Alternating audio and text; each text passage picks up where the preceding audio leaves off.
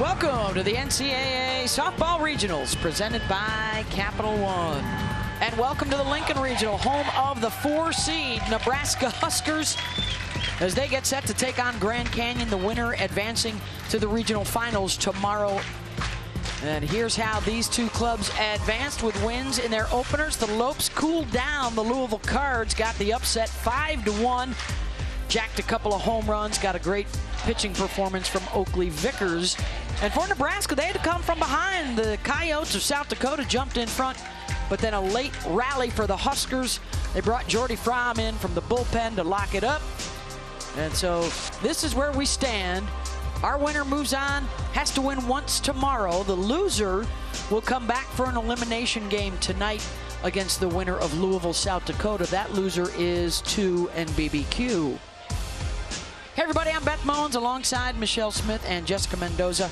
And let's start out with the ace, the superstar, and the soon-to-be 4-time All-American Jordy Fromm. That's the reason why she's one of the best players in the country. You mentioned they were down. It was Jordy Fromm getting that double with 2 outs that got the offense ignited to take the lead. Of course, then she came in relief. Last 2 innings pitched 3 Ks in relief of Alexis Jensen to shut the door on South Dakota. You look at the numbers, 1.22 ERA this season alone with the 18 wins, and of course 424 with that 19 home runs. One of the best two-way players that you will find in the country and honestly in the history of the sport. One of the all-time greats, trying to end her career with a 3rd national championship. For Grand Canyon, rock solid offense, Mitty. Yeah, this offense has been outstanding. A couple big home runs yesterday in the game. Their leadoff, Sydney McCray, has been outstanding.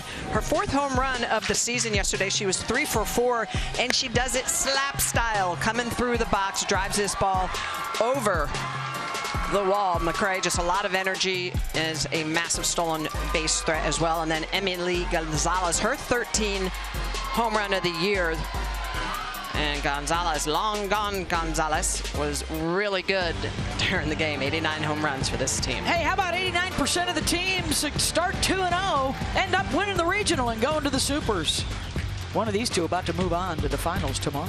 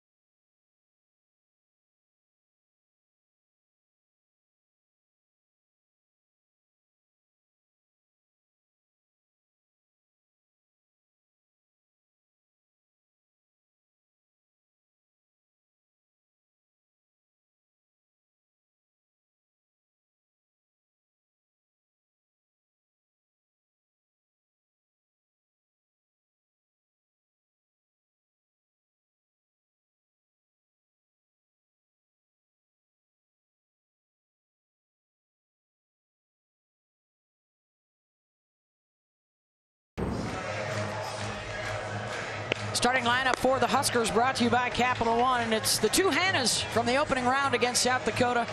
They went 3 and 4 with a couple of runs batted in. They were crucial in the comeback, driving in runs in a 2-run 5th. They added a couple more after that. They are on their home turf, but they are the visitors in this 2nd game. And so it's the Lopes of Grand Canyon out there in the field first behind the senior Taryn Batterton. Batterton, 34 walks on the year. She's primarily down in the zone. She throws that drop ball about 26% of the time. The curveball, she'll run the corners at 23 and a changeup. And that's going to be the most important pitch because this is a Nebraska team that does really well against pitches down in the zone. Biggest reason she got the start, talking to their head coach Shannon Hayes, was all these righties in the Nebraska lineup. Of course, starting off with a big one, Jordy Fromm. Jordy has reached in 42 straight games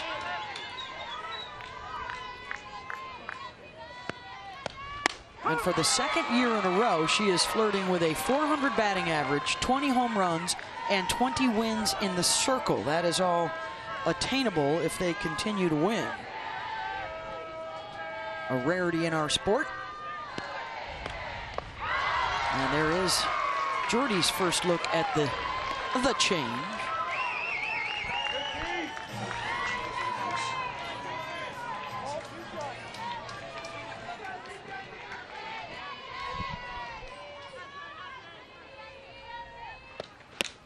That one misses away on a spectacular, mostly sunny day here in Lincoln, Nebraska. Temperature pushing about 80 degrees, and as has become the norm since Jordy returned here, packed house at Ronda Revelle Field.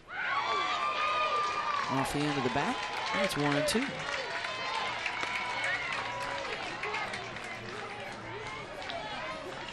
One for three. Her double started the comeback.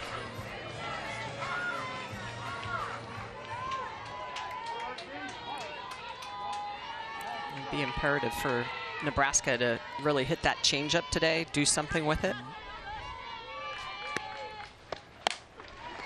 Slow roller right back to Batterton. Nice backhand, one down.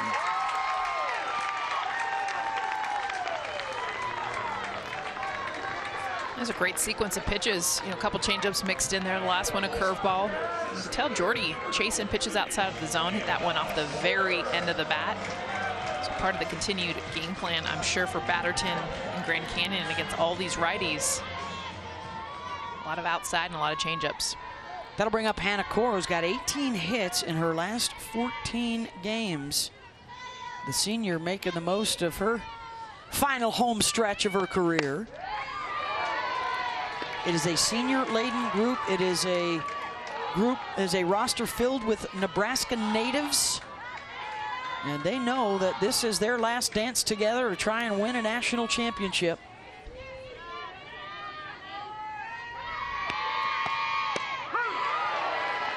May have been a little nervy to start yesterday. They didn't get the offense cranked up until late. Let's see if they carry over some of that momentum into today and start out a little quicker. They hit 261 yesterday in their game against South Dakota. Grand Canyon had the best offense of the day.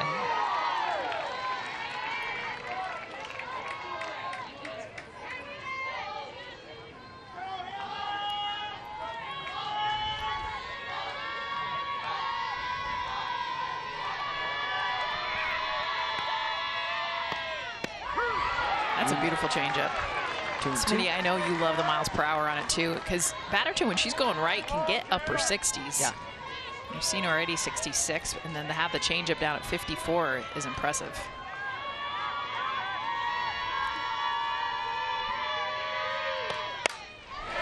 Reaches out for that one away and pokes it out to right. This is a great at bat. Hannah Corr, by the way, what she's added to this lineup. This is a two-strike swing on a pitch going away, and just understanding the game plan. Curveball down and away, and just look at the barrel path. Just meet this pitch where it's at, poke it out into right field. That's what you saw from her double yesterday, was on a pitch she into the right center field gap. That'll bring up the other Hannah, Kamensen. 2 for 2 with a walk. Spent a lot of time on the base paths yesterday. She and her sister together in the lineup, the seniors from Valley, Nebraska. Hannah's the DP today. Lauren parked out at second base.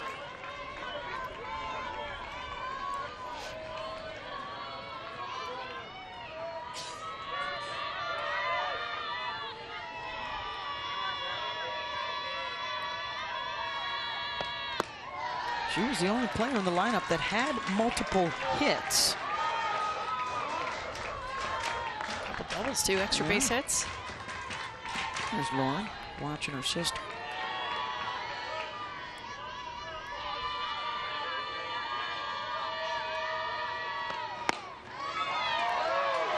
And one.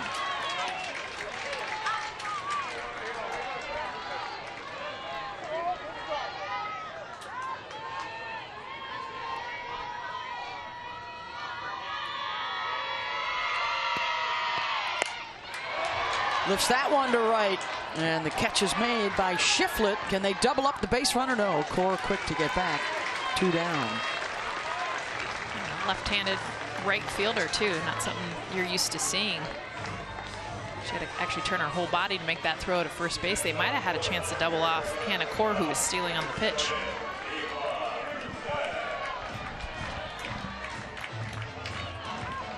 That'll bring up the number 4 hitter, Ava Kuzak.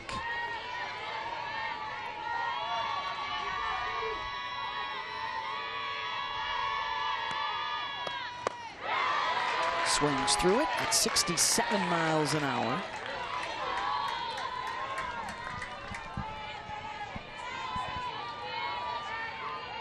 .314 on the season with 14 homers, 49 runs batted in.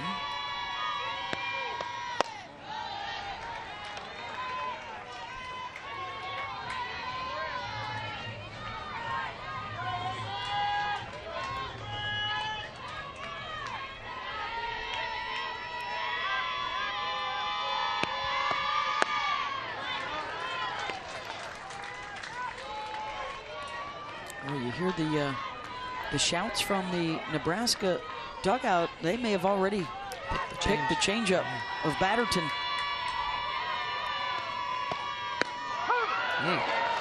And for a strike, yeah, 2-2.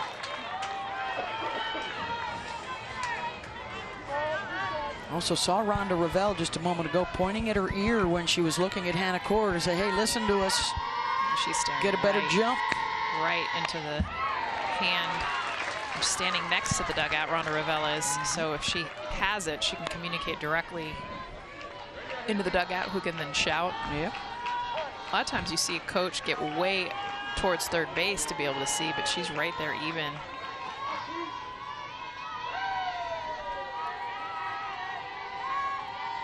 Two with a runner on board here early.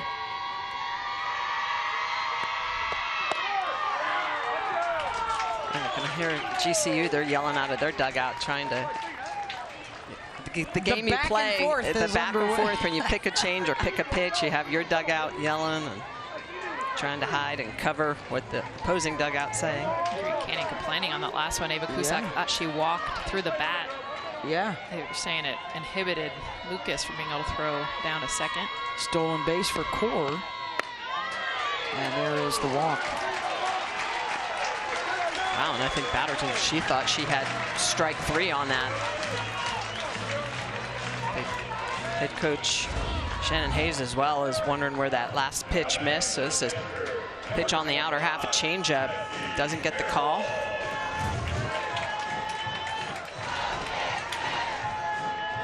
So I think Shannon using this opportunity not only to talk to his pitcher, but also a few words for the umpire on his way out there. John Hand, Vince Price, Dustin Douglas, Kelly Demianu, our crew today.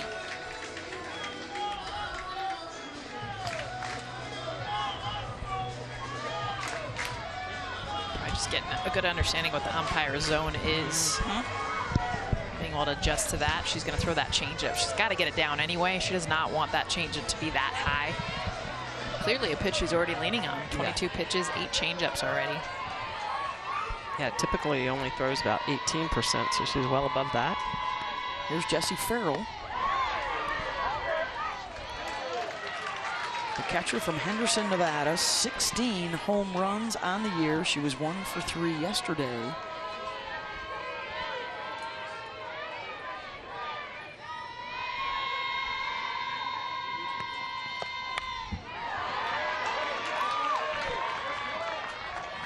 Does a really good job of tunneling. She's got that changeup to the glove side, the curveball to the glove side, and the drop. She'll throw all to that same spot.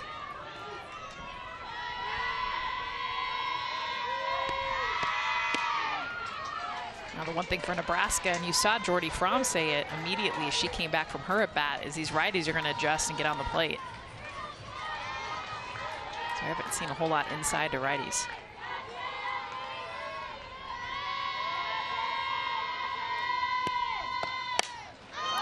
Farrell pops it up. Batterton able to work out of it. Couple stranded, and GCU coming up.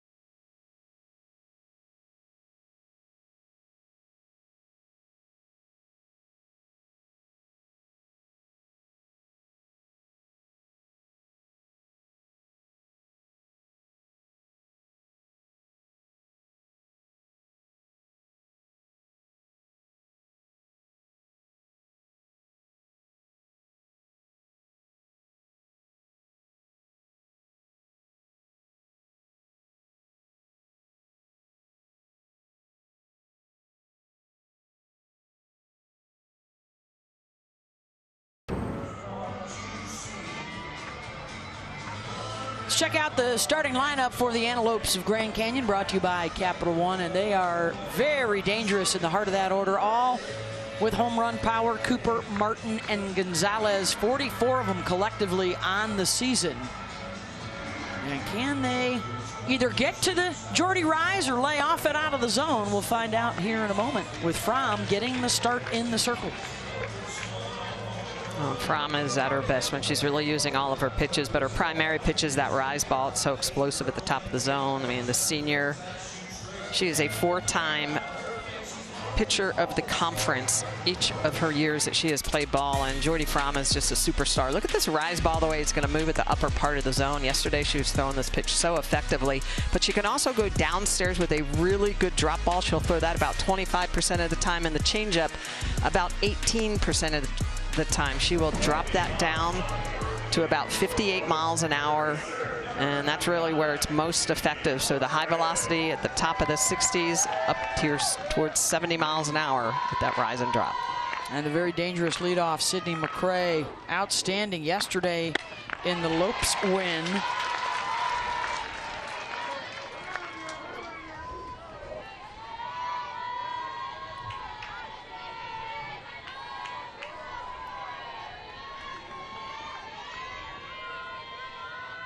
Three for 4 with a home run, a stolen base, 3 runs scored for the Catalyst. Oh. She's got that good bloodline. Dad played professional baseball. She's got a brother that plays. Plays in the Bigs with the Giants organization. Yeah. Here's the 0-2 from Fromm. Saw her briefly in a relief role yesterday. Picked up her 16th save. You know, she's one of only 2 pitchers in the history of the game to have at least 15 wins and 10 saves in a season from a power league. The other won Kat Sandercock at Florida State back in 2023.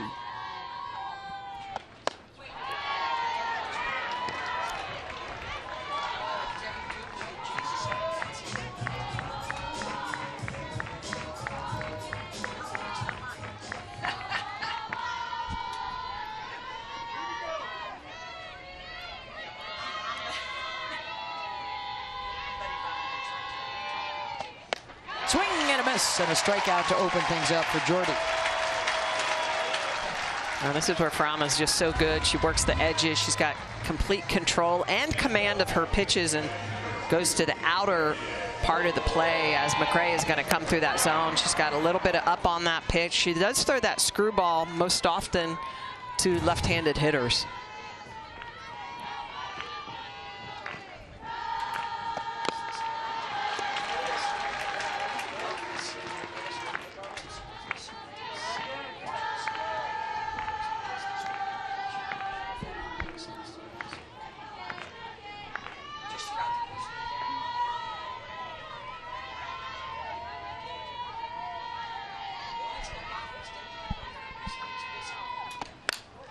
Fouled back by Reagan Holtorf. She and McCray combined to go 5 for 7 and scored 4 of the 5 runs for the Lopes in their 5-1 upset win of Louisville. 2 traditional slappers up at the top of the order for Grand Canyon. It's a little bit of a throwback. Yeah, right? Using that speed. Yeah. 2 strikes now. Holtorf swinging away.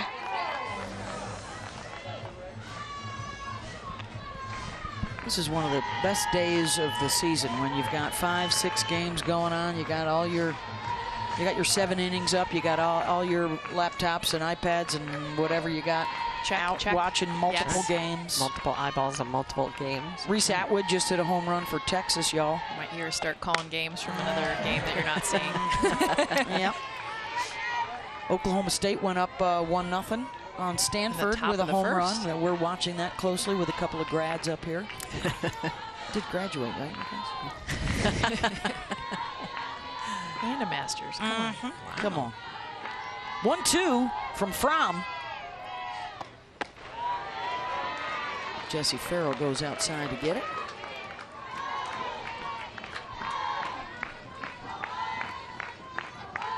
Lopes, champs of the Mountain West Conference, playing in their 5th straight NCAA. They're trying to get to the regional final for just the 2nd time in school history. They lost at UCLA a couple of years ago in the final. And Fromm opens up the game with a couple of K in your scorebook. Well, in this one, Fromm goes upstairs with a rise ball. She just can go in so many different directions. It's hard to really protect the strike zone. And this is a rise ball at the top of the zone. This one's got a little more up than out.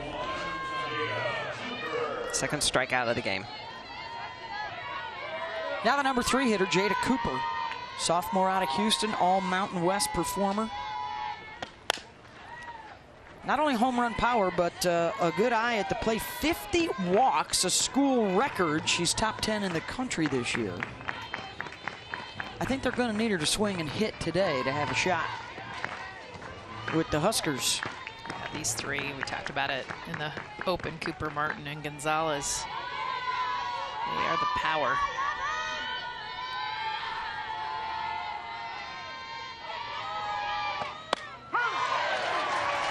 Right down the middle, 0-2.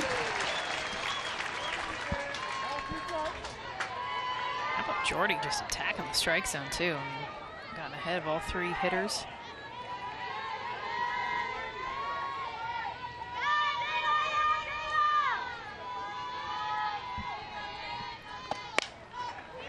And that one's popped up to short.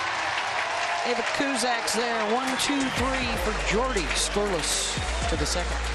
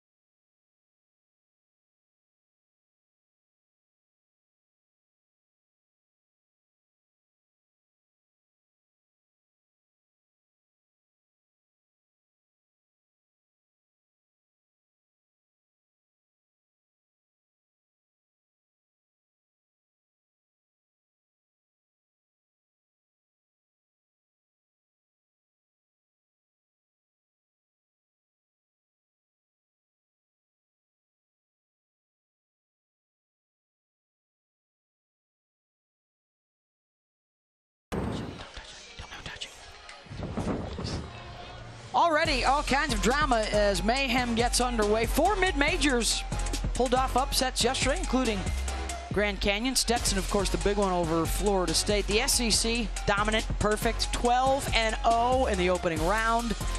All 12 teams in were victorious. 78 home runs hit on opening day of the postseason, including Kendall Wells hitting her 37th. She's now one behind Megan Grant at 38. 89% of the time since we started playing regionals and super regionals in 2005, the teams that go 2-0 win the regional and advance to the supers.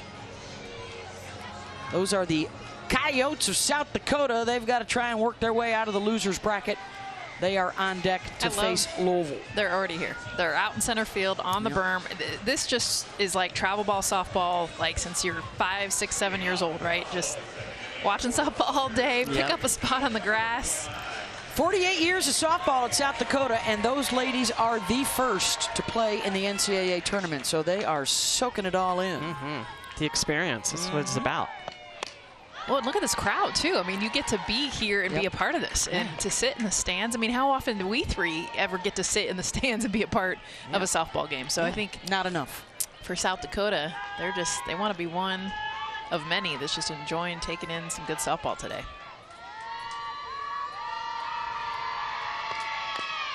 Sammy Bland, 6, 7, and 8 coming up. Nebraska had a shot in the first inning, left a couple on base with a single and a walk.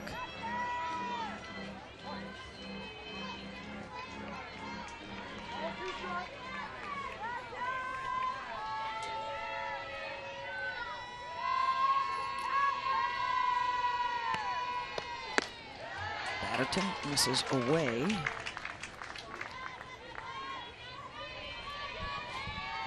Early leads elsewhere around the country for Georgia. They're up 2-0 on Greensboro. Arizona 2-0 at Duke.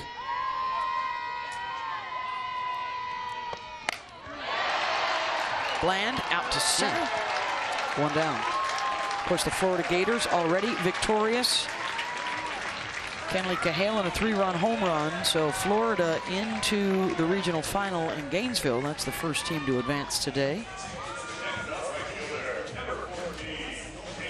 That'll bring up Casey Hoffman. A lot of communication, a lot of conversation from Nebraska hitter to the next one up. And with Rhonda Revelle jumping in there as well. Now in her 34th season here, where she also played and starred on a World Series team, and trying to get this crop of Huskers back for the first time since 2013. It's amazing, over 1,200 wins here. Little trickler to second. Scooped over to first. Nice play by Holtorf, 2 down. That's a good job by Holtorf, because that is not an easy play. It's slow developing. You have to go get it or throw back behind you. Getting the start today at first base with Jordy Fromm pitching is Bella Bacon. Senior out of Omaha, Nebraska. Pinch hit yesterday, 0 for 1. Also came on to play first when Jordy moved over to the circle.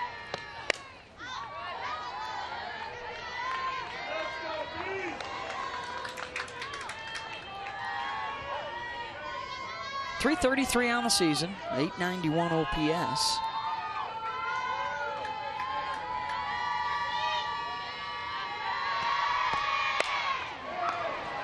Lifts that one out to right. And quick work from Batterton.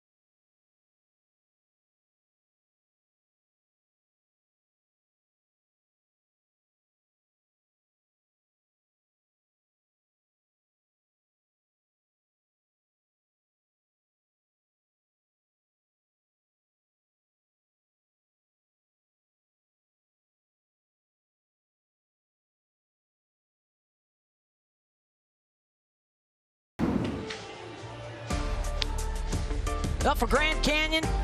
Huge comeback, down 9 runs in the Mountain West final. They rallied to win it in extras on the Tinley Lucas walk-off, and then they beat Louisville in their first game here yesterday. A couple of long balls to get it done from Gonzo and McCray. It is a program record 53 wins. They were the longest undefeated team in the country to start out the season. Went 30-0. 30-0 until Oklahoma State beat them on their home nice. field. I see what you did there, Smitty. Plug that. But yesterday, you know, if you go back to day one here at this Lincoln Regional, they were the best hitting team. They hit 345. They had 10 hits, 5 of those 10 for extra base hits, including the 2 home runs. And they can swing it. This is a very well-coached team. Yeah, they didn't lose to the middle of March. Super aggressive team, too. 4, 5, and 6, Trinity Martin against Jordy Fromm. Player tag up from third on a sac fly almost to the shortstop. I mean, they like to run, they like to hit. Definitely push the envelope.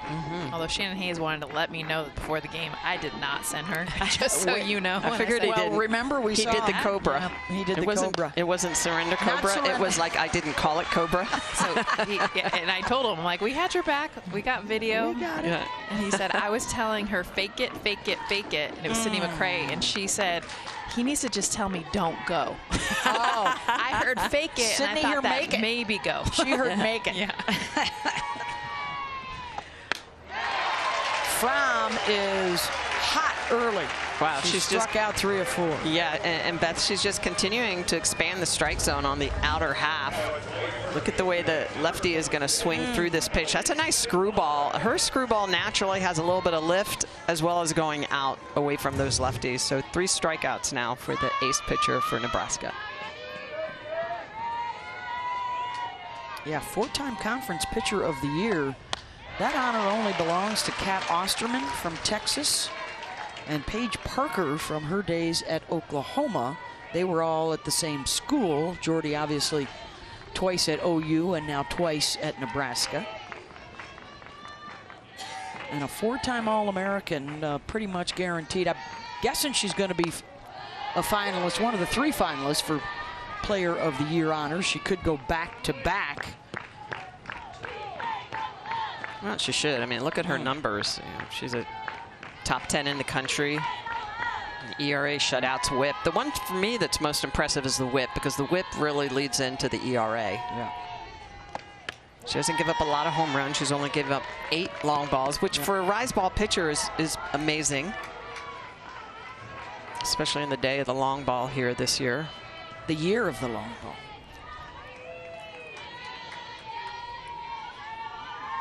Two and 1 to Gonzalez.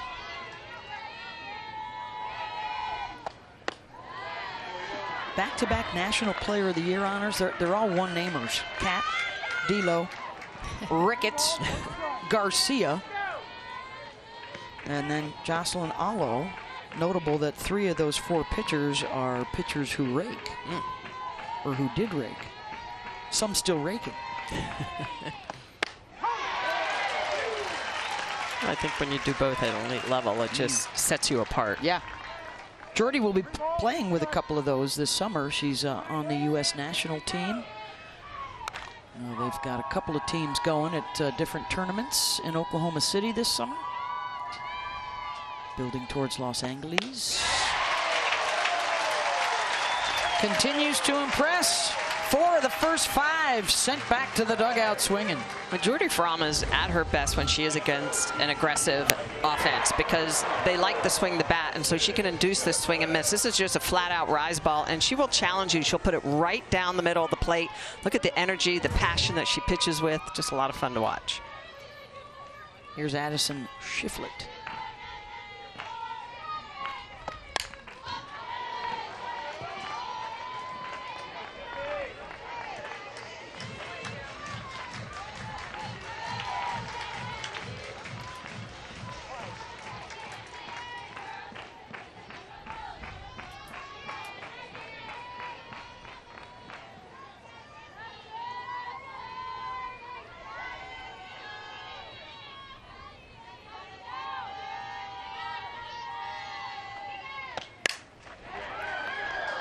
the glove of Kamenzend, and that scoots out into center, and that's going to allow Shifty to dive safely into second base.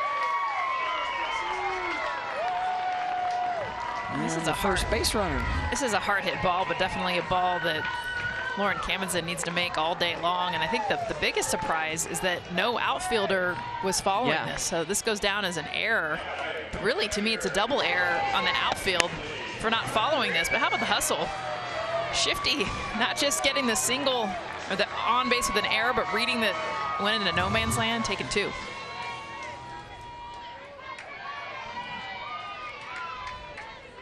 Chance here for Tinley Lucas to grab the early lead for the Lopes. Still seeking their first hit off of Jordy today. School records this year for home runs, runs scored, slug, RBIs, walks. Enjoying the best season in school history and hoping to keep it going a little longer. Nice changeup. Especially, Smitty, because she's throwing the changeup to the same side that's coming into these righties. So that inside changeup, I mean, you're trying to fire on anything coming in. She just hammers these hitters on the inside part of the plate. That one's non-competitive. Yesterday, Grand Canyon went 2 for 10 with runners in scoring position. There you see their series numbers, 3 runs batted in. Little nugget coming off of our score bug TV term. Pop foul, and it'll hit off the top of the dugout.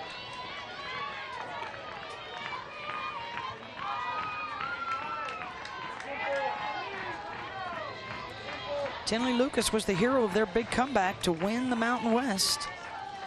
And she's, along with Sydney McCray, are their leaders both with voice and by example. Can she also do it with a bat here? 1-2, nope. Jordy striking out 3 here in the second.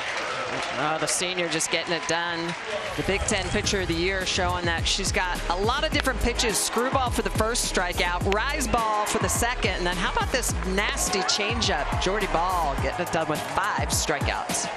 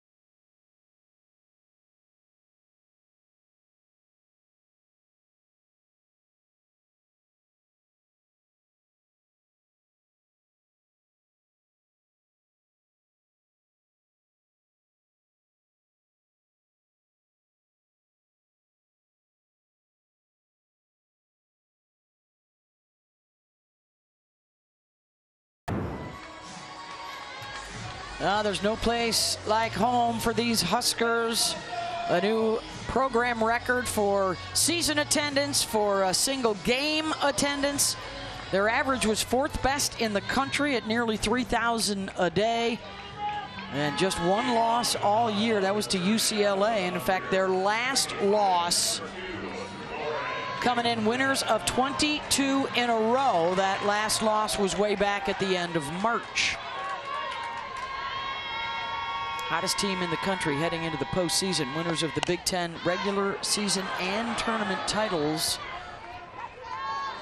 Taking both over UCLA.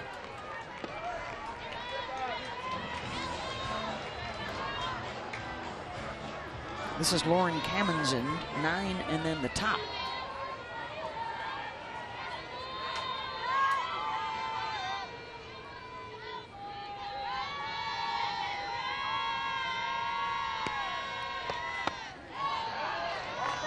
Did not go.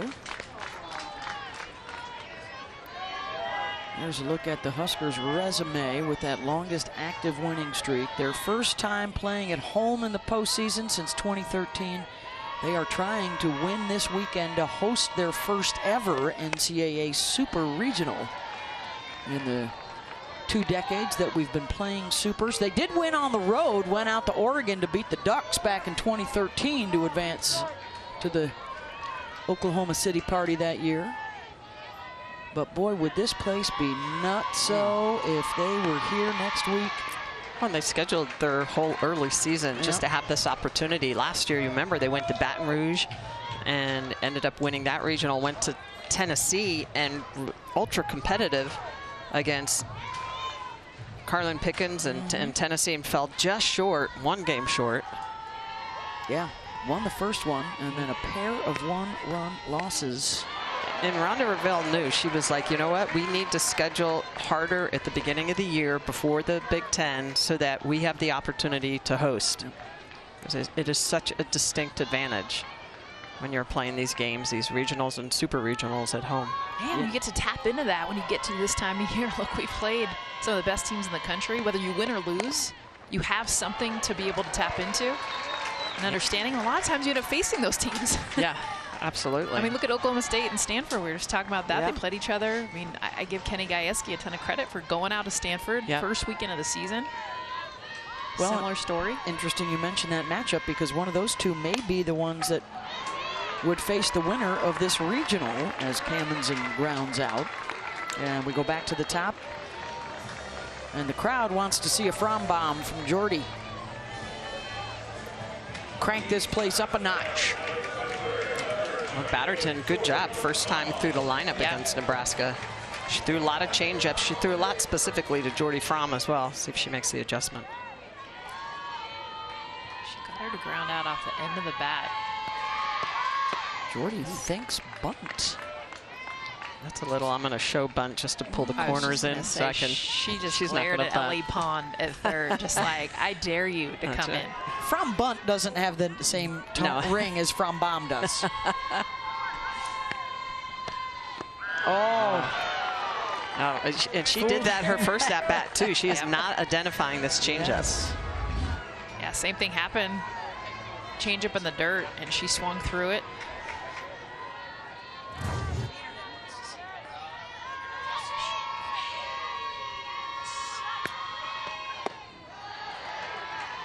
Two and one.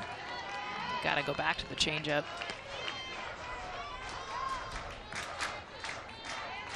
Update from Baton Rouge, LSU gets a Macy Bajaran 2-run home run to take the lead on Virginia Tech.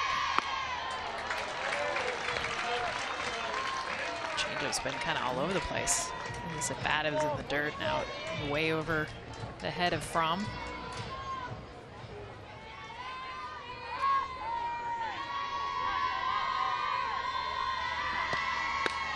Not close. Second free pass and a 1-out base runner for Nebraska.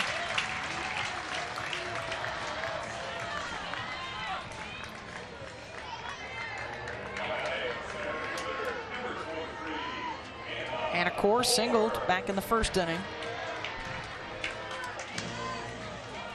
Hannah was busy in their opening game yesterday as well, having a good regional so far. Of course, followed a couple years after Jordy left Oklahoma to come here. Hannah Core does the same. 3 national championships in 4 seasons, but she didn't get a lot of starts. And she comes here and is a starter right away, so much more playing time in an everyday role with the Huskers out in center field.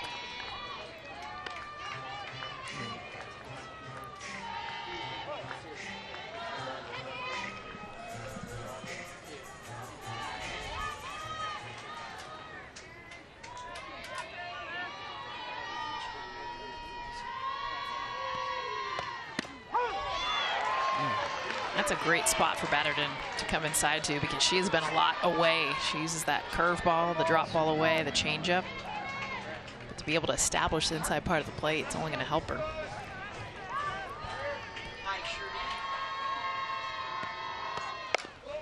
To short, they're going to get 1, and Core able to leg it out, 2 down. I think that's a situation where Wilkinson needs to take this on her own. She's going to toss this ball over to her, but look at the way her momentum is taking her. Yeah. I think she needs to just run. That is 2 steps, and then just go ahead and have the opportunity to possibly double up Core. This is a team that has 18 double plays on the year.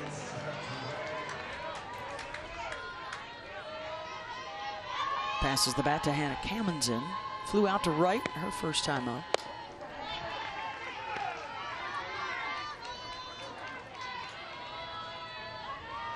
She and her sister Lauren used to come to softball camps here at Nebraska when they were youngsters. Grew up about an hour away. This part's a secret, don't tell anybody, but they may have been a little younger than they were supposed to be when they first started coming here. I think it was like you had to be 11 or 12 and they were 10 sneaking in there.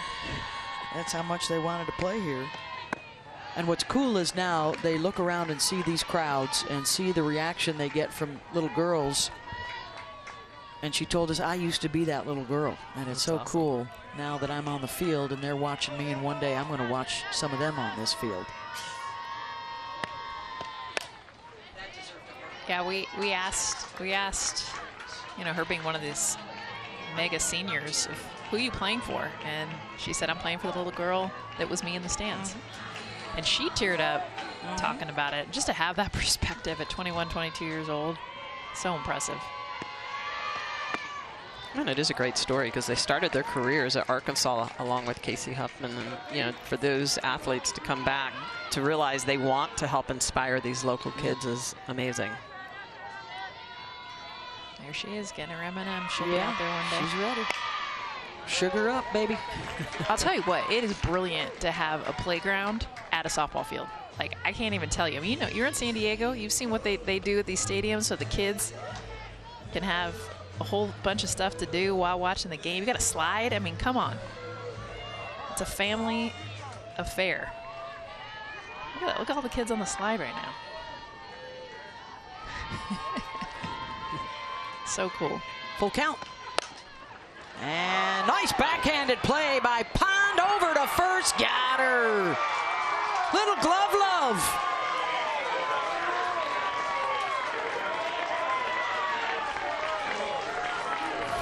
Ellie Pond. This ball hit 72 miles an hour down the line. Look at the backhand, back knee, flip it on down, get the throw off, and Emily Gonzalez scoops it up for the 3rd out of the inning.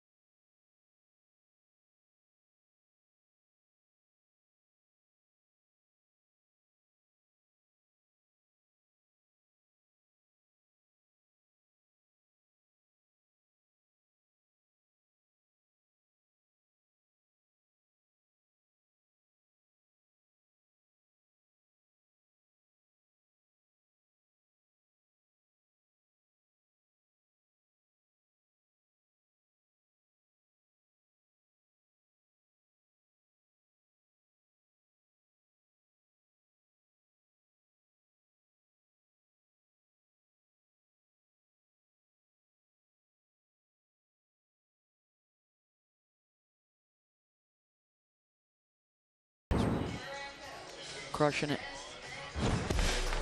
This is Jordy Fromm at her best. Look at the way she's going to blend these two pitches together. This is her rise ball. It's late, it's sharp, it's jumpy, but then the changeup, the way she sells it, this is all about fooling the hitter by the way she comes through on that release, and the rise ball on the left, the changeup on the right, and she throws that flip changeup. So it's very difficult for the hitter to be able to identify those two pitches because of the way she blends them together. She tunnels them, but it's really selling that release point. The fact that it's coming inside, I feel like that's so hard, because anytime I see anything coming inside, your front side starts to fly, which plays perfectly into the off speed.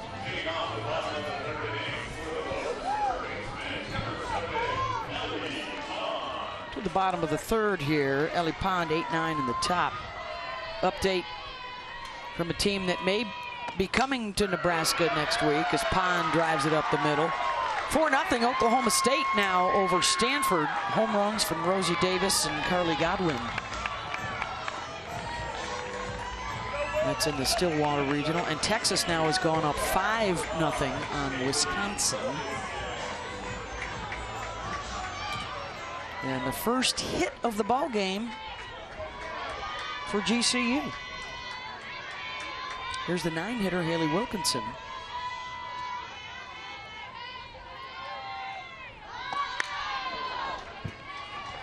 Frustrated at her inability to drop that one down. She's got another strike to try. That is not a pitch that you want to even attempt to bunt. It looked like she was actually trying to pull her bat back out of the way. Yeah. I mean, really the common knowledge is from the belt down, you're looking to bunt something. Anything up, pull back.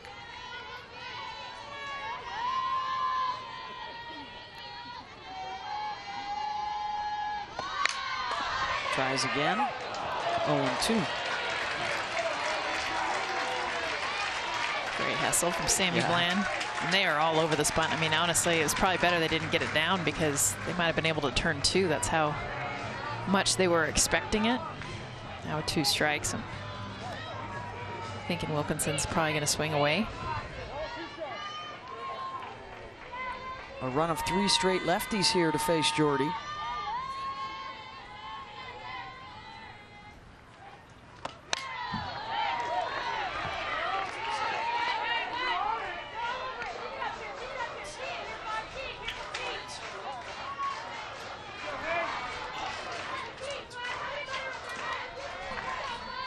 Jordy Head 0-2 has already struck out 5 the first time through the batting order.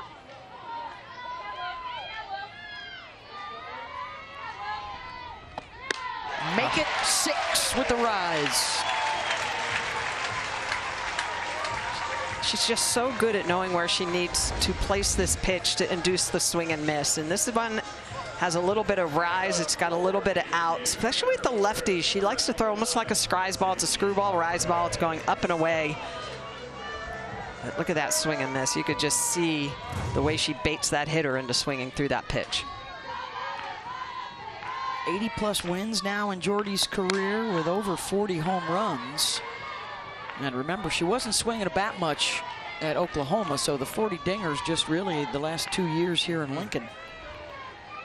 This has been the hottest hitter for Grand Canyon. So now with a runner on base, Sydney McCray, who was on fire yesterday.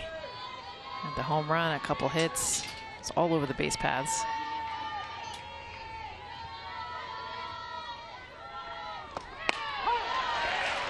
In fact, first time in her life she'd ever slapped a home run. Adding the power to the punch, not just the legs and the speed, but being able to hit this out to left field. You can tell by her reacts how big of a home run that was for her and for the team. Struck out on that scries her first time up, and Jordy gets her a second time. 7 of the first 10 she's faced, Smitty. Yeah, and it's her ability to expand the strike zone. She is just nasty to lefties. That ball just running away from the bat. Like to use the analogy, it's almost like the ball's afraid of the bat, just running away. Like, get me out of here. That's her second strikeout on just 3 pitches. And here's Reagan Holtorf. You guys, Jordy Fromm, for all the numbers we talk about, she's great against lefties. She has a 1.50 ERA against left-handed batters, 300 slug. I mean, they just don't do well against her because of that screwball rise ball combo. She likes that arm side. It's so tough to be able to get to.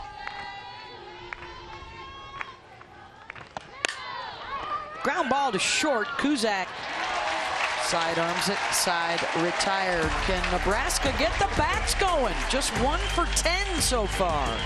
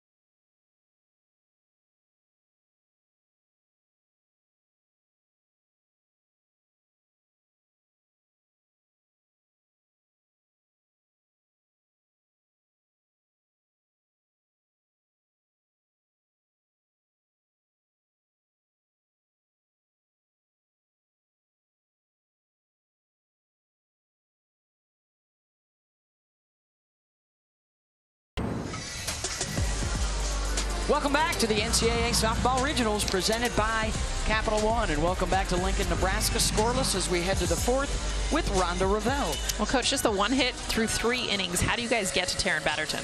Whew. Well, we've got to get on her changeup. I mean, I think she's throwing it about 50% of the time. I think she came in throwing about 30, and I think she's throwing about 50 to us. So that's one of the things we've got to be able to manage. And then I don't know. I said it yesterday and it works. So I'm going to say it again, Michelle. We got to do what you say to do. We got to barrel it up. Barrel it up. Barrel it up, barrel baby. It up. Speaking of not being able to barrel it up, Jordy Fromm is just so strong in the circle. What makes her so special?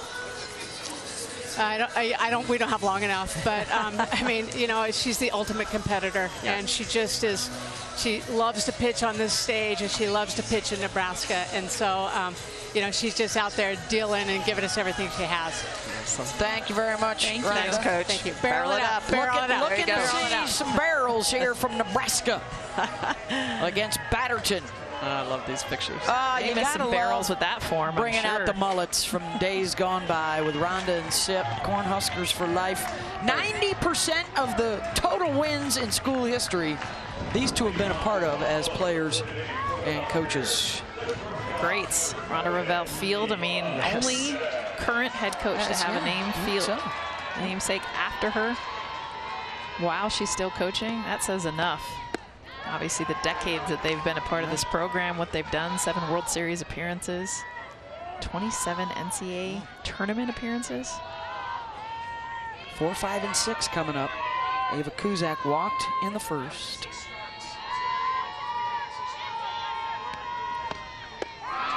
There's that changeup that Rhonda was talking about. Well, she's thrown it about 35% of the time, which is way more than what her season average is. I almost think you sit on it and then you react hard. She's thrown mid to high 60s. You can react to mid to high 60s off the change. Well, especially for the righties, Smitty, because if you're sitting change, everything she's throwing these righties is away. Right. So you want to be late anyway. So you're thinking going opposite field.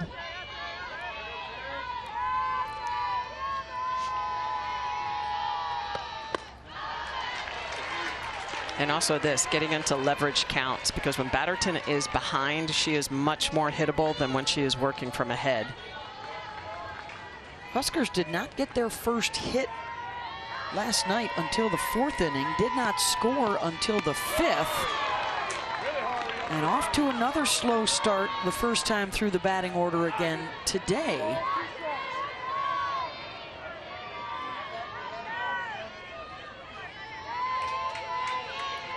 Full count here to Kuzak. Change misses, and she's walked for the second time. And that's the key, just getting in those leverage counts, because that is when Nebraska hits their best, and that's when Batterton is most vulnerable. Jessie Farrell had a chance to do damage in the first with a couple on and popped up. First pitch swinging, and the one hopper, and that could be two, and no throw over to first. So they get the force out, one down.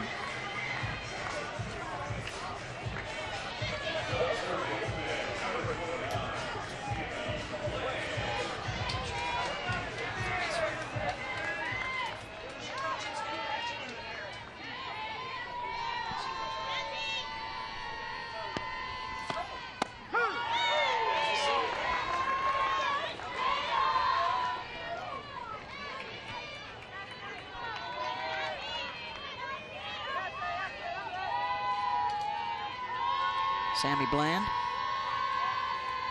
lined out to left her first time up.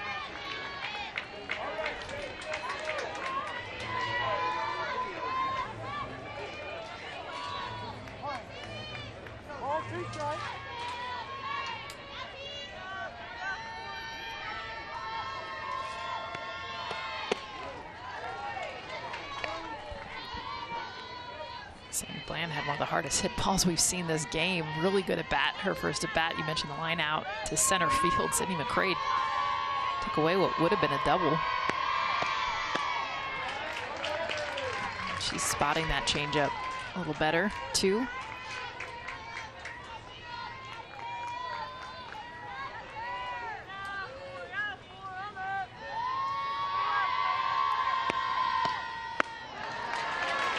Another full count. That changeup. She could high. get that to be consistent, though. I mean, she throws it a lot. A lot. She leaves it high. It's easier to chase it when it's down. Bland drives that to short, and they'll get the force again. Two down.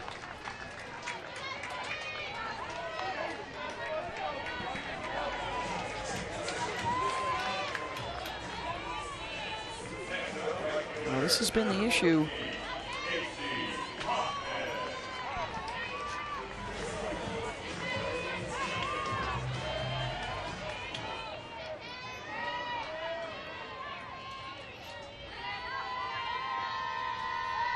Here's Casey Hoffman. Runner goes. Bland in safe for the stolen base. Runner in scoring position. So it's also fun about facing a changeup pitcher and throwing a whole bunch of it. You got a good chance at doing this, being able to get to second base. This is a changeup. Great jump from Bland. Comes in diving. Not much you can do when it's coming in that slow to get it down to second.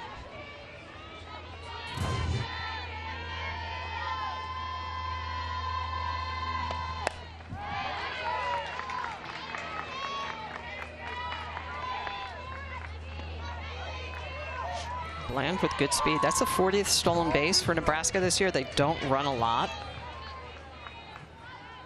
10th stolen base.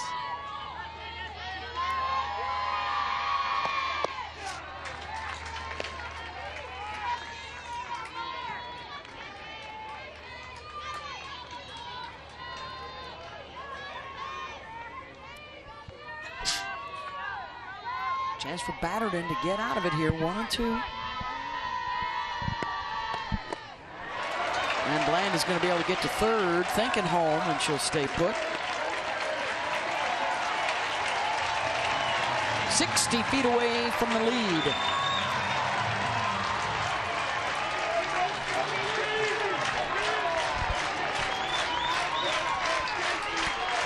Chance to score without a hit yet in the inning.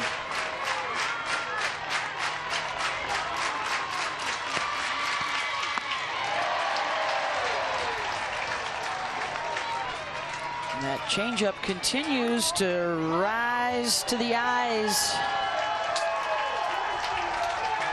And Here comes a chat with Kat Frakes.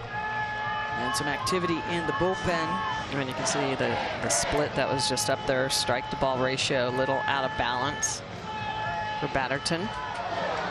It's Maggie Place out there in the pen. She's had 6 3-ball counts, 5 full counts.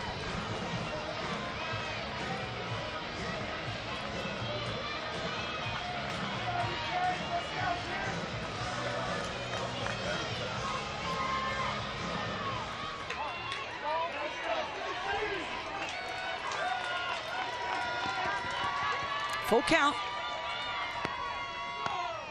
And the swing and a miss. Batterton does work her way out of it. Huskers strand the go-ahead at third.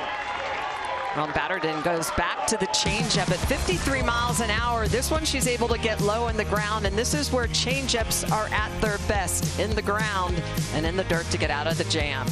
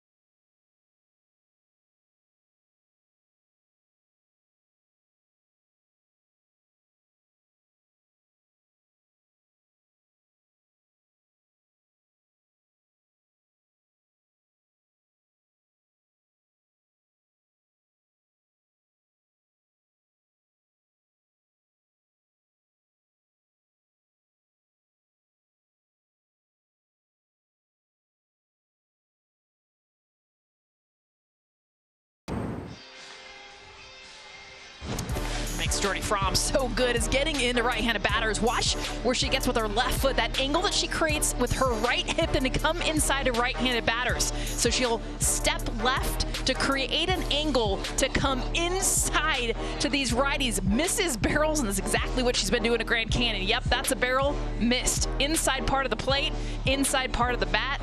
No one better at this than Jordy Fromm. You know what's coming in. Does a great job with that arm side screwball, rise ball combo.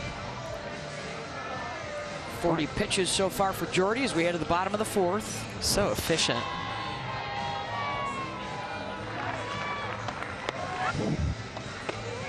She will face 3, 4, and 5, so the big sticks will step into the batter's box. Cornman in attendance today. Another just outstanding crowd here in Lincoln. And Jordy will start out the inning on a streak of throwing 12 strikes in a row.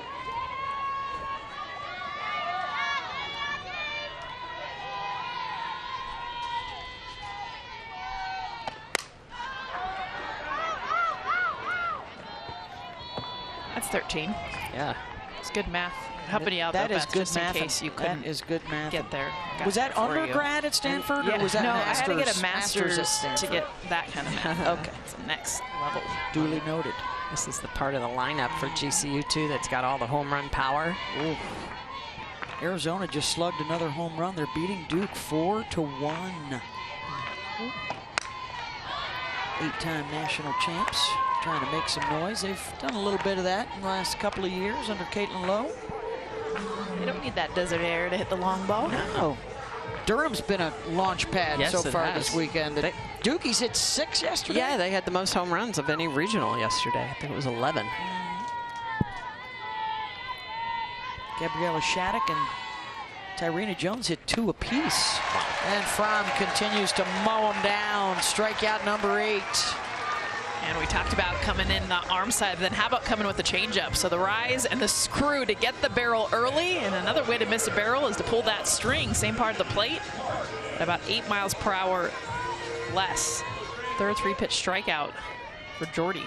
So now 15 strikes in a row from Fromm. And she broke the streak.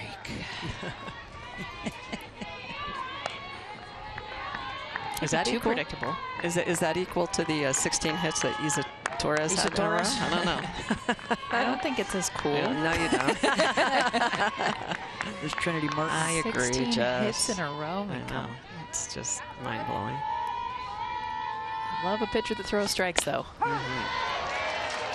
So does the defense behind him. Yeah, she's back on track with strike one. Look at the strikes to balls ratio. Unbelievable. Better than what you want. It's like 4-1. But I will say a lot of those strikes are swing and misses chased out of the zone, too. Jordy's gotten a lot of these Grand Canyon hitters who are aggressive to swing at balls. So it ends up not counting as a ball if you swing at it. This is Grand Canyon team that coming into today's game had 282 strikeouts on the year to just 255 base on balls. So you know when a team strikeouts more than they walk that they're susceptible to that swing and miss. Another swing and a miss there. She goes back to that changeup. And this is what makes her so strong, is that she's used the screwball, she's used the rise ball, she's got an outstanding drop ball, but she goes back to the changeup. So really when you're behind in the count, and yes, it causes frustration as the bat gets knocked down on the dirt, you can just see the way that she's chasing these hitters out of the zone in every direction, up, down, out. She has struck out 7 of the 9 in the lineup. Continuing to get after it second time through, and here's Emily Gonzalez, a strikeout victim on a rise ball back in the second. Well, if I'm Grand Canyon, I'm backing off the plate. So Emily Gonzalez is a little bit more off the plate than she was her last at bat, but you have to allow for that lane. Yeah, she just backed up again right now. It's right there. And that's a pitch she's got to hit. So she did everything right as far as got off the plate, and then even as the ball was coming, moved further off the plate. Jordy gave her a pitch close to the middle part of the plate from where she's at. Just fouled it straight back. Yes, you're back off there right before the pitch comes. Slow roller foul.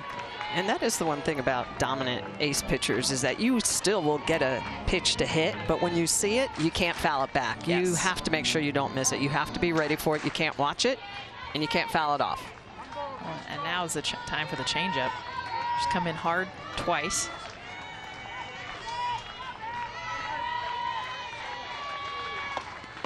That one's in the dirt, blocked. Arkansas just got underway in the Fayetteville Regional with South Florida, and Carly Davison hit a grand slam, 5-0 early. And Maya Johnson pitching against Alabama. There was an exchange of words going on. Bama got to her in the first inning. They're up 2-0 on a Marley Giles base knock. Striking out the side again. Oh, we talked all about coming inside of these righties with the rise and screw, but how about striking out the side? All 3 batters, yeah, it's the changeup. Pull the string. First start you at 68, then I'm going to drop it down to 54 underneath the barrels of these big swinging Grand Canyon Lopes.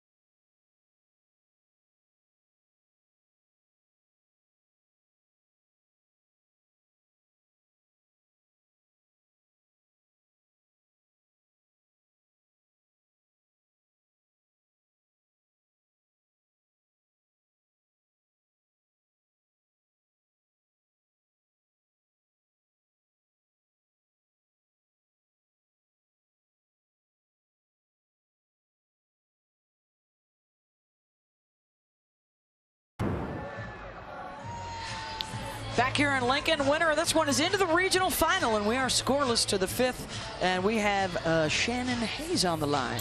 And Coach, the changeup seems to be the pitch of the game for both Fromm and your pitcher, Batterton. What are you going to tell your offense to be able to adjust to against Fromm? Well, it's hard to tell them anything because their other stuff is so good. She's spinning it up hard. She's throwing it down. She's working both sides of the plate. So, you know, when she's got that change going like that, you feel a little helpless. Oh, Shannon, it's been a family affair for you guys. Your dad, Larry, a longtime coach, baseball and softball. You get to coach in the dugout with your son, Hunter. What's it been like all season long? It's great. It's great. You know, having him around somebody you know you can trust, and his passion and love for the game, you know, just the trust factor's everything.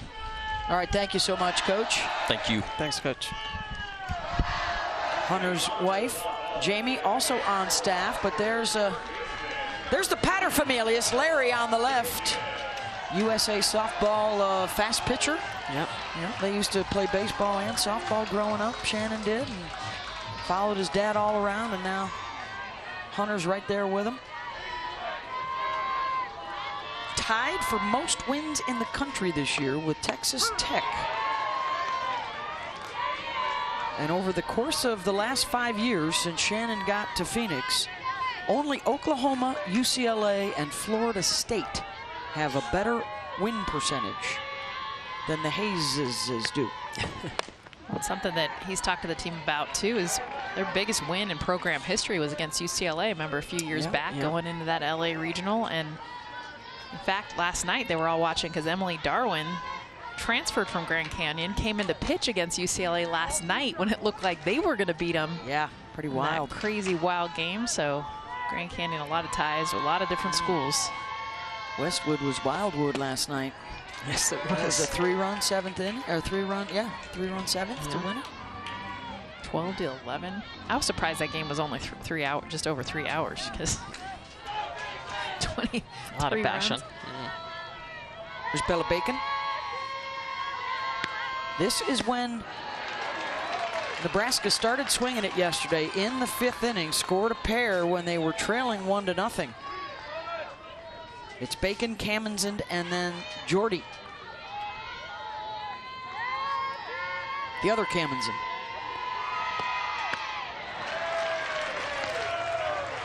Full count.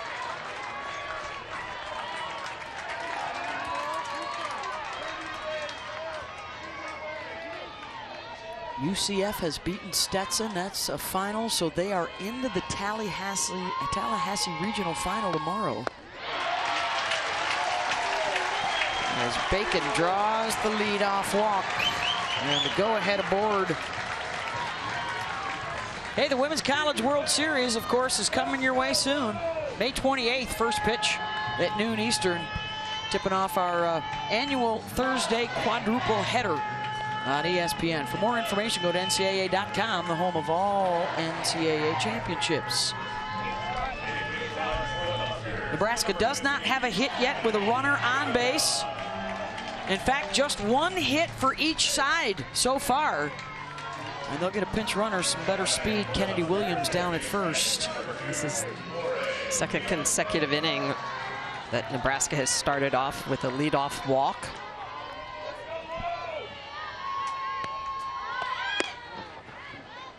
This is a great idea. 0-0 game. Lauren Kamenzend has been struggling with the bat here in the 9-hole, and who you got on deck?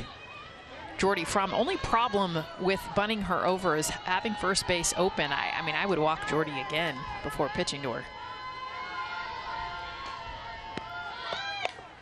Pops up the bunt, and unproductive out. And here comes Jordy. A ground out and a walk.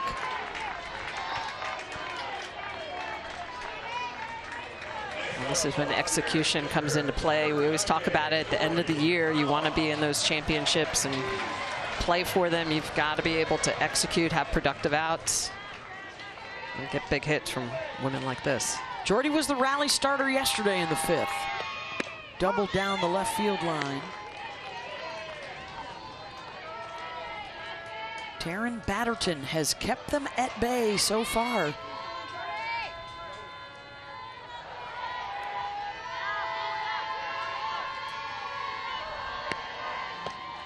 Nebraska has a ton of experience. They've been in tight games. Obviously, Jordy has played in some of the biggest of anybody in the tournament this year, but as it gets a little later into the day, late innings, you're in front of this huge home crowd. You're a heavy favorite.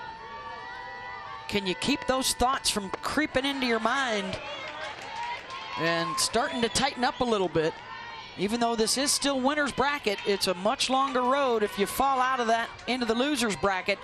That lady right there wants a Fromm bomb and a 2-0 lead. How'd you know? Jordy, hard shot to short. And a nice play by Wilkinson over to Holtorf to get the lead runner 2 down.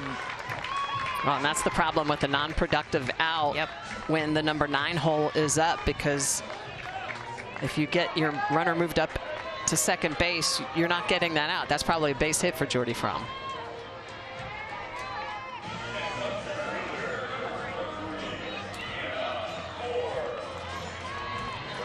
Now, been Hannah Core that stepped into these positions when either Jordy Fromm's not getting pitched to. She had a big hit yesterday. That was not a good swing from her. Fouls it off. Didn't see the change. In fact, she's got the only hit for the Cornhuskers. Still without a hit with a runner on base. Still without a hit with 2 outs on the day. As Rhonda Revelle told us a little while ago, they're hunting some barrels. They got to find a barrel or 2.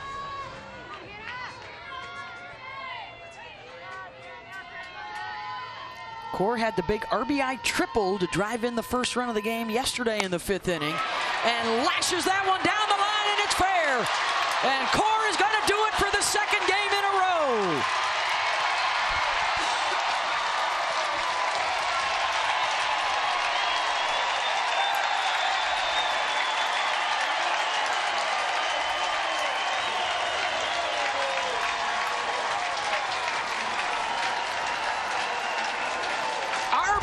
Triple makes it 1-0 Huskers. And look what she does. It's been the opposite field hits all weekend long for her. In fact, this is the 3rd consecutive one for her. A triple down the line. You're talking barely fair.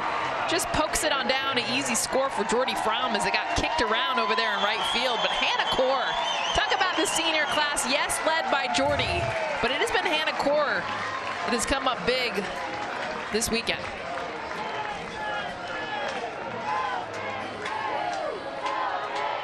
All 4 runs yesterday with 2 outs, and their first one today with 2 outs. And that leadoff walk comes back to her, Batterton.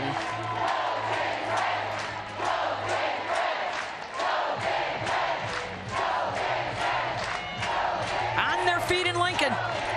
And another packed house.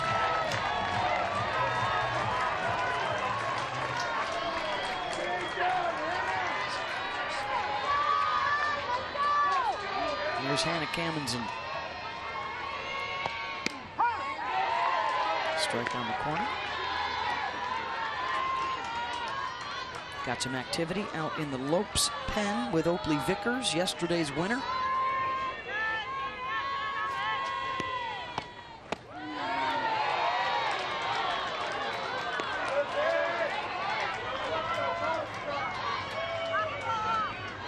Oakley Vickers gets into this game, looks anything like she did last night.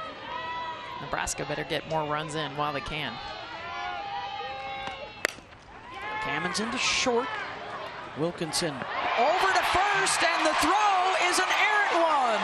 Core scores, and Camenzind in a rundown. And they do get the tag out for the 3rd out of the inning, but it is 2-0 Huskers.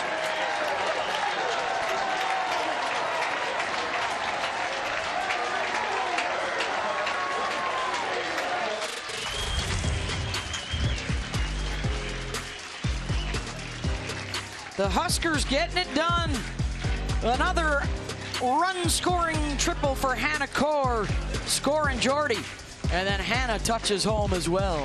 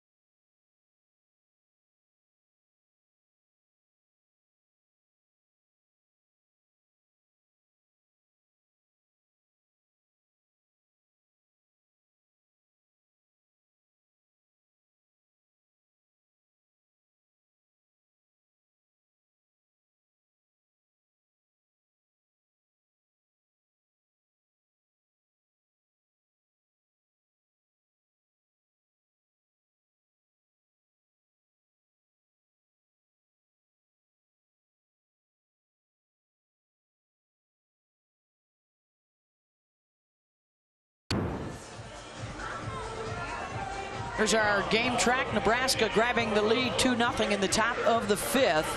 Hannah Core with the RBI triple.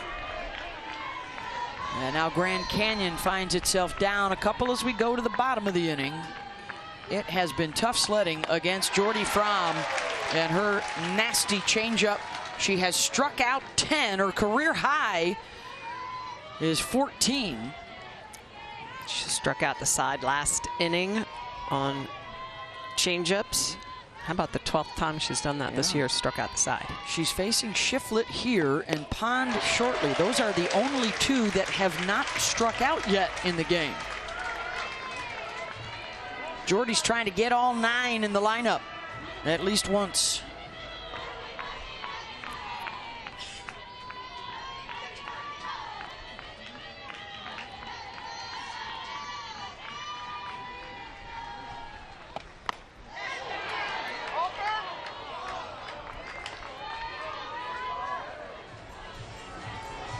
It's a nice pitch by Fromm, bending that up and into the lefty Shiflett.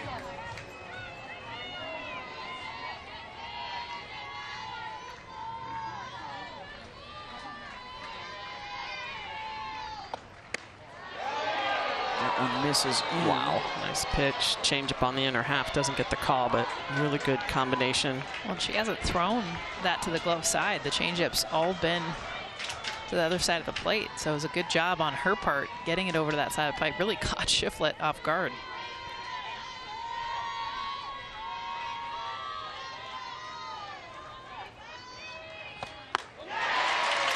She's got 8 of the 9.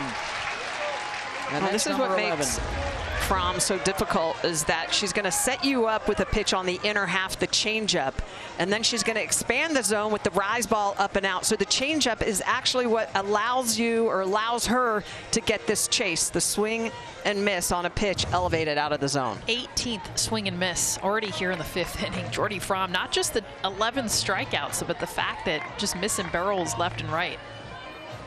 She's inching ever closer. She's got 11 now.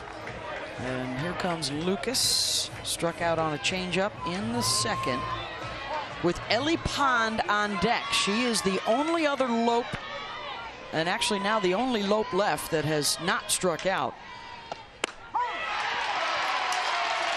Yeah, they brought back Addison Shiflett, and then she strikes out anyways. I don't know if that was a pitch clock violation or what that was. They put a ball on the count, so it was either a pitch clock violation, came back, brought her back, ended up throwing 4 strikes to get Shiflett out. Strikeout number 12 or no?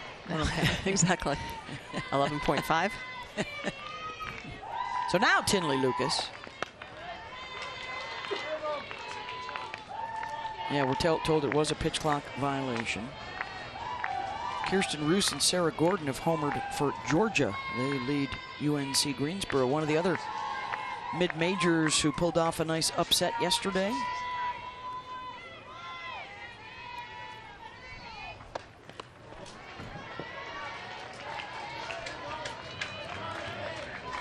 It's got to be hard. You strike out. They call a pitch clock violation. You're facing Jordy Fromm. Do you want to be like, can I have the option to take the strike instead of going back? Like, you go back in the batter's box, strike out at a completely different pitch, by the way. Ends up getting a changeup away. This is her first 2-0 count of the game. And induces the soft contact, 2 down. All right, Ellie Pond stepping in. That's just the 2nd ground out of the game. Ellie, the only Lope without a K in the scorebook. Singled, actually, her last time up. That is the only hit of the day so far for GCU. Yeah, it's the first pitch. First pitch swinging.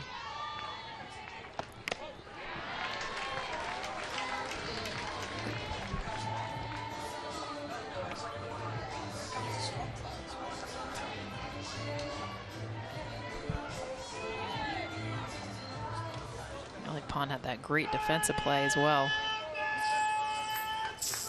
Right before she had that single. Made that great backhand play. I think right now Shannon Hayes calling timeout. trying to get a better sense of the pattern of Jordy Fromm.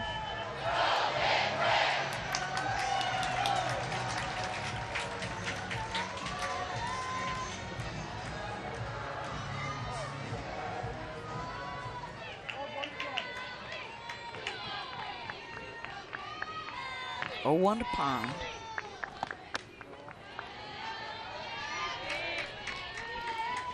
You don't see a lot of that down in the zone from Jordy, unless it's a changeup.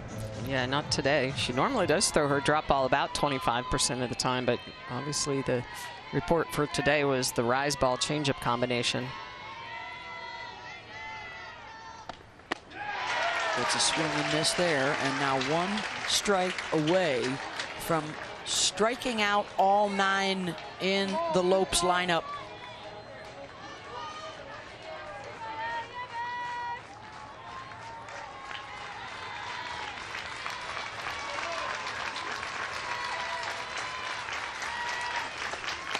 Wow. And she does it.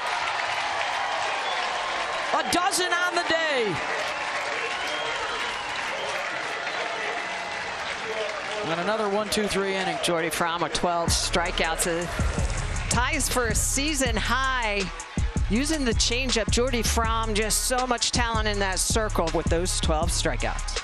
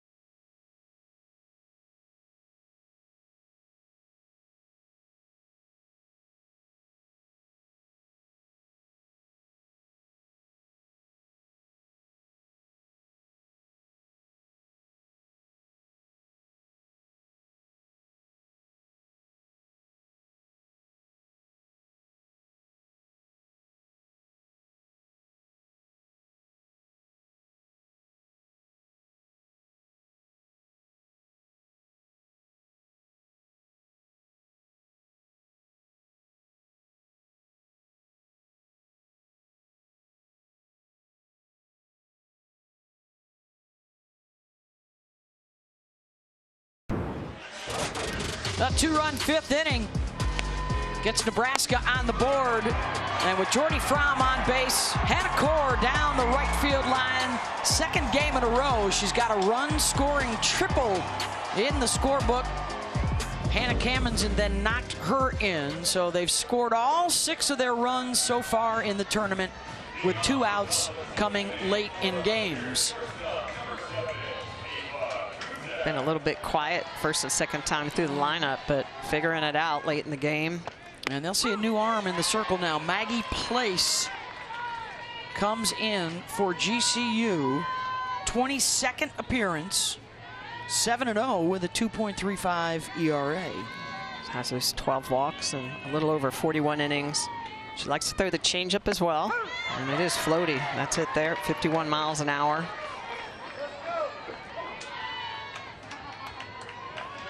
And against right-handed hitters, they are 0 for 20 this season against that changeup.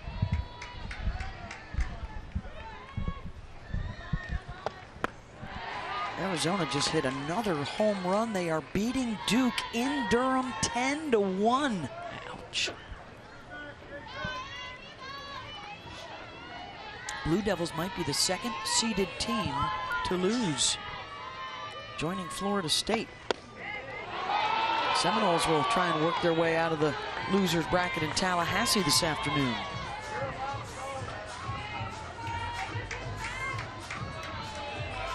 Maggie's thrown an inning and 2/3 so far in the postseason.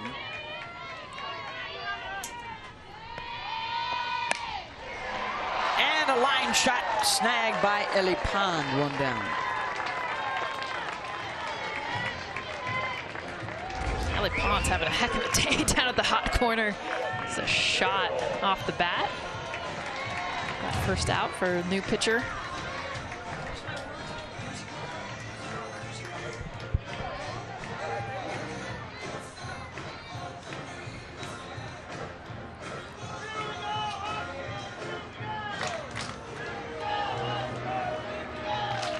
Hey, don't miss a minute of the action from the NCAA Softball Regionals. We'll take you to the best live action on the 7 Innings Live show.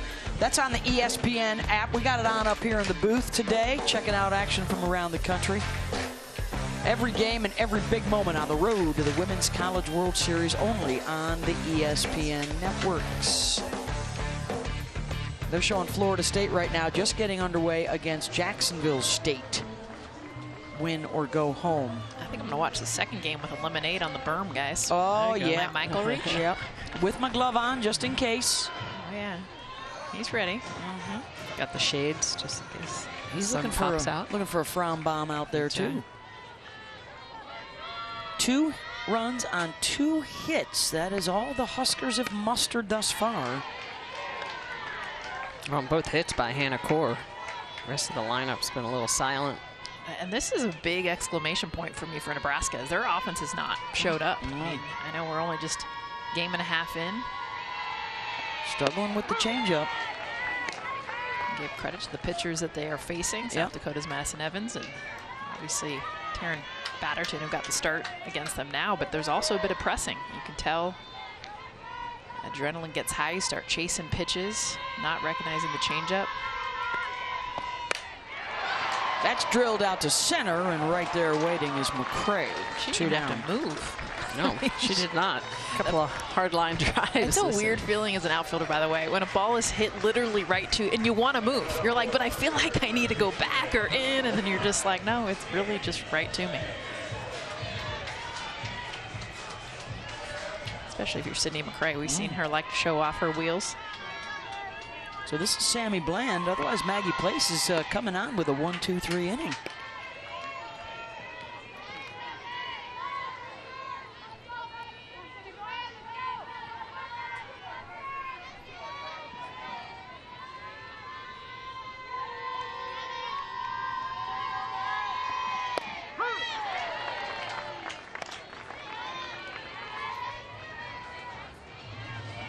Sammy lined out in the second.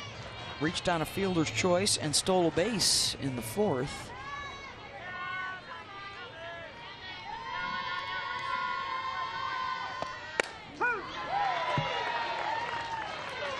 Down in the count, 1-2.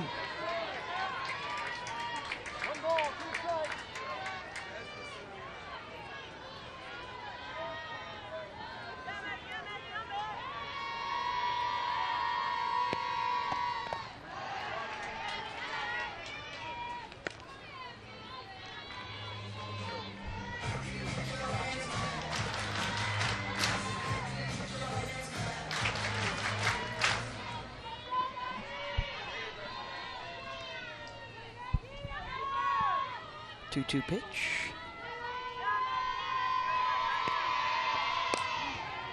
Out in front. Battling that changeup.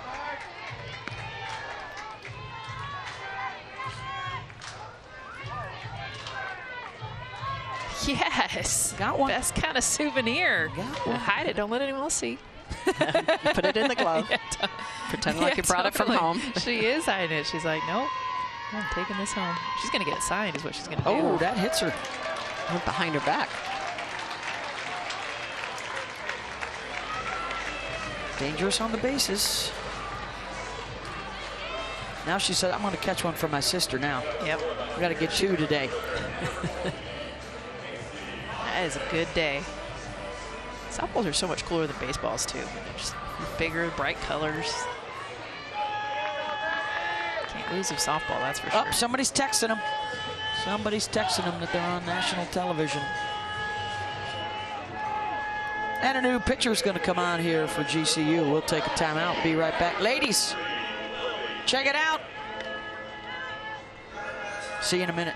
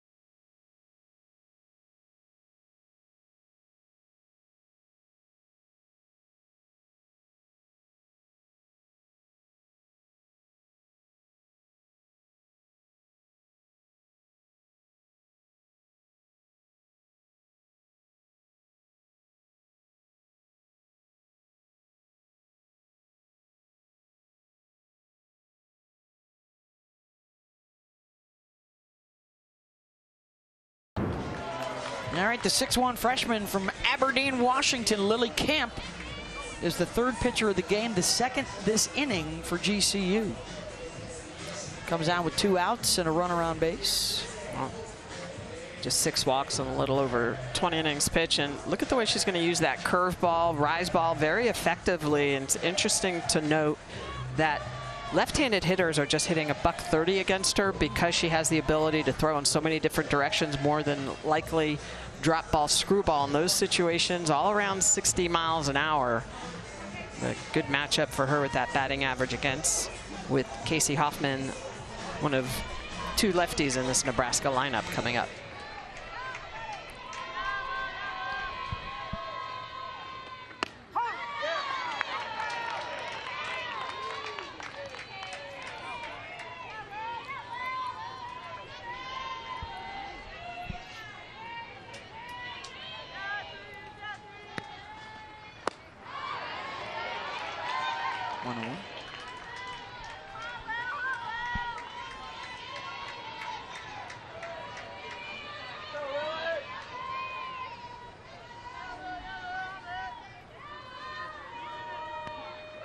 Runner goes.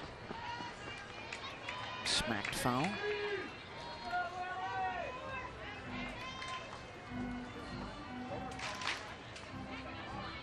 Seeing these Nebraska hitters caught in between, and I know we've talked about the off speed being a big part of that, but I've not seen that convicted swing you'll see from them when they get their offense rolling, hunting specific pitches, being aggressive, going after them. And lined right to first. 2-0 Nebraska to the bottom of the 6th.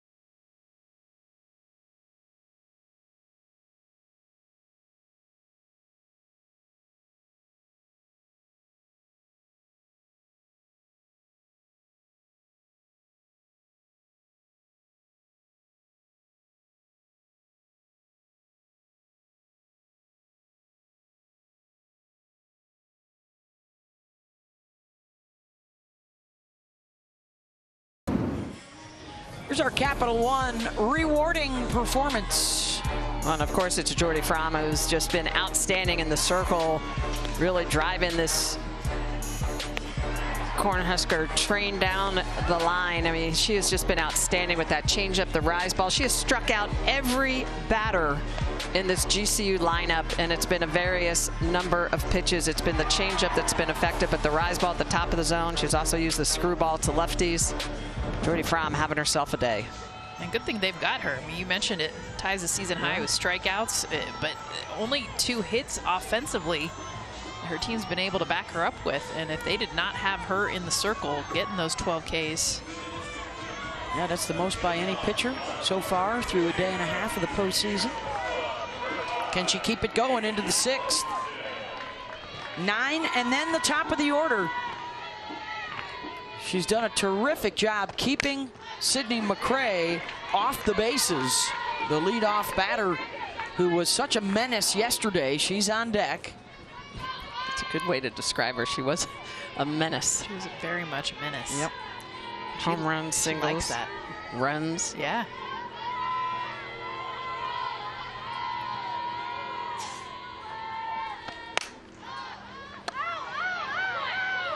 Into the bullpen. They had a runner on board with an error in the 2nd, and then a single by Ellie Pond in the 3rd. That is all she wrote. Only 5 balls put into play today. I mean, that's just, you're in the dugout, you are like, find me some confidence. Is it in the Gatorade cooler? Where can I get this? Called strike 3 for number 13, and Jordy Fromm is 1 away from tying her career high.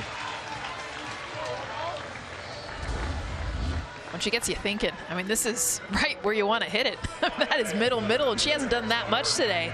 Seen a whole lot of rise, screw, and changeup, and then she gives you the pitch you want, and you can't pull the trigger. It's kind of where she's had Grand Canyon all day. That's her 4th 3-pitch strikeout. Wow. Efficient. No waste pitch or setup pitch needed. Which means if you get this 2-0 win, I mean, her pitch count is going to be low enough that she can come right back tomorrow if need be. Or you got her fresh out of the bullpen if you want to start Jensen again. It will be. That's an interesting decision. They go on to win this game. Yeah. Do you give the freshman another crack out there, a big moment? Because you know you're going to need her. Speaking of needing her, this is the player that GCU needs right now to start this party for them. Sydney McCray could be her last at bat of the game, and down 0-2 again. She's been down 0-2 all 3 at bats. Struck out her first 2 on the same pitch, that screwball away.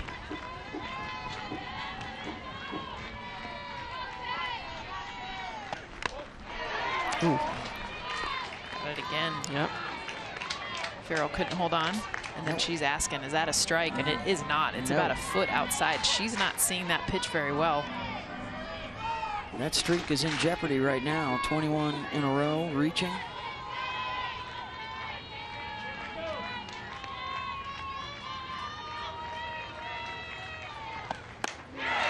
Got her for a 3rd time. And that ties a career high 14K for Fromm. And she'll go for a new mark against Reagan Holtorf.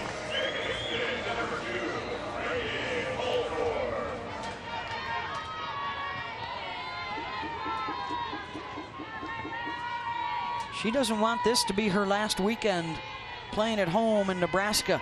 If they win this regional, they'll stay here and play again next week in the Supers for the first time in school history.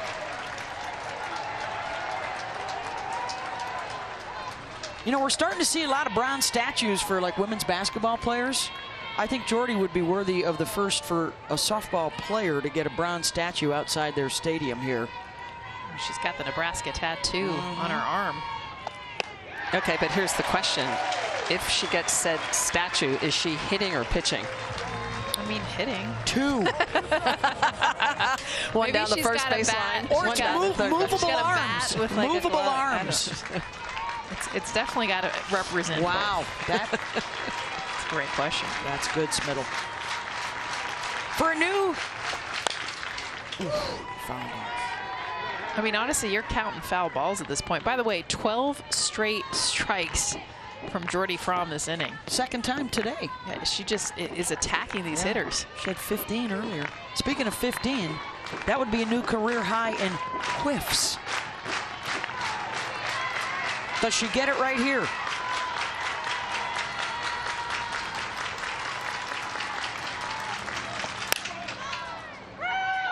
On the run, and that'll get out of play.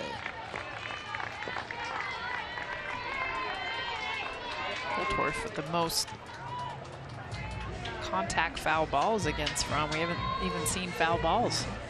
It's been swing and miss. 5 balls put in play.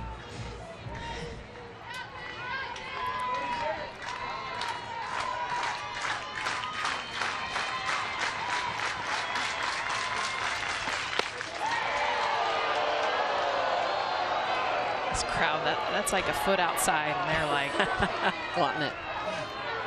Well, they're not used to a ball. First one this inning.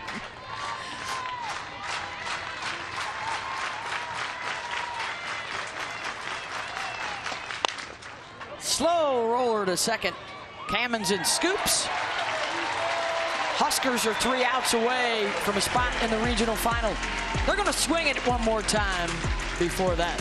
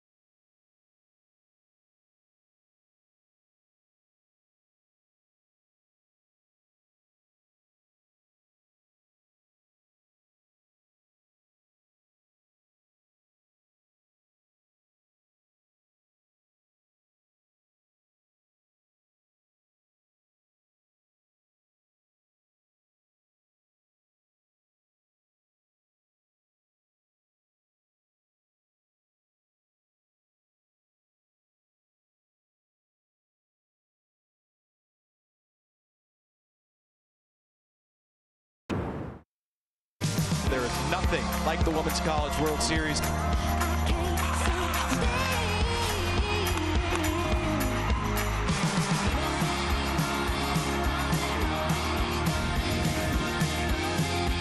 44th time, the 21st time we'll play a Champ Series.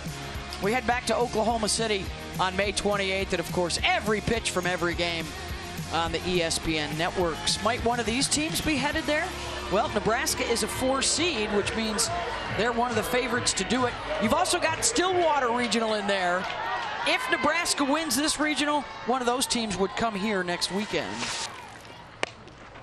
Oklahoma State beating Stanford right now in that winner's bracket matchup.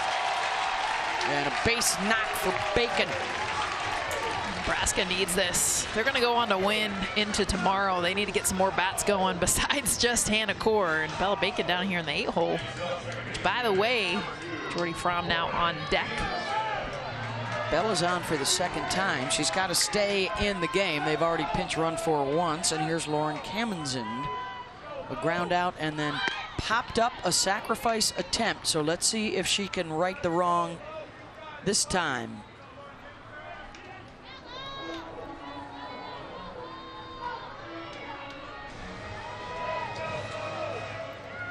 sacrifices on the year for her.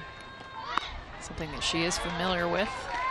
Down in this 9-hole to get to the big dogs up at the top. She and her sister Hannah, lifelong softball junkies, grew up together watching softball videos on YouTube to perfect their swings and their glove work. And this time she does get the job done, and Fromm's got a runner in scoring position. And this is being able to just, a lot of times we talk about just hitting, but how about getting the bunt done when you couldn't before? This is back, her last at bat, pops this thing up. They end up not getting it done because of this, and then making the adjustments, almost same pitch. And how about getting on top of the rise ball to get a runner in scoring position? Yeah, way better bat angle, being able to get that down.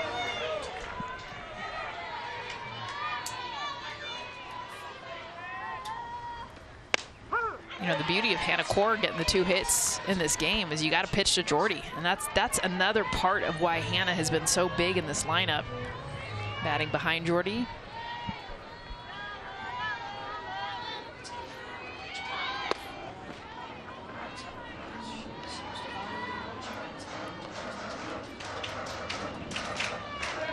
Got that see Jordy's eyes. C on her chest too.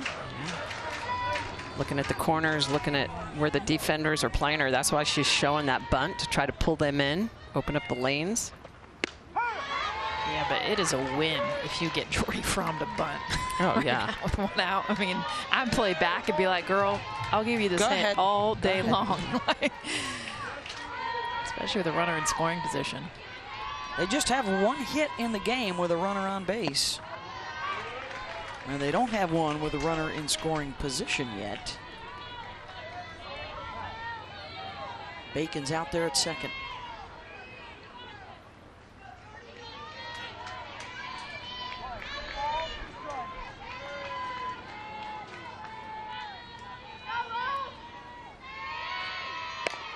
Waits on it, chops that to short. Wilkinson, not in time. Runners on the corners with 1 down for Core. Well, and Jordy Fromm can run, but this is just a floated throw from Wilkinson at shortstop. I'm surprised she doesn't put a little bit more on this. So she's going to come up and pick this, but then the throw over to first is a little bit floaty, and that allows Fromm enough time to get down the line. Look at Jordy out of the box, though. As soon as she hits, this is a miss hit. She got jammed on a changeup, you guys. Did she complain? No, watch. As soon as she gets jammed, she can put her head down and get down the line. We talk about her pitching and hitting, but right there showing off the speed and not hesitating to make that a single. Core with a couple hits, including an RBI triple her last time up.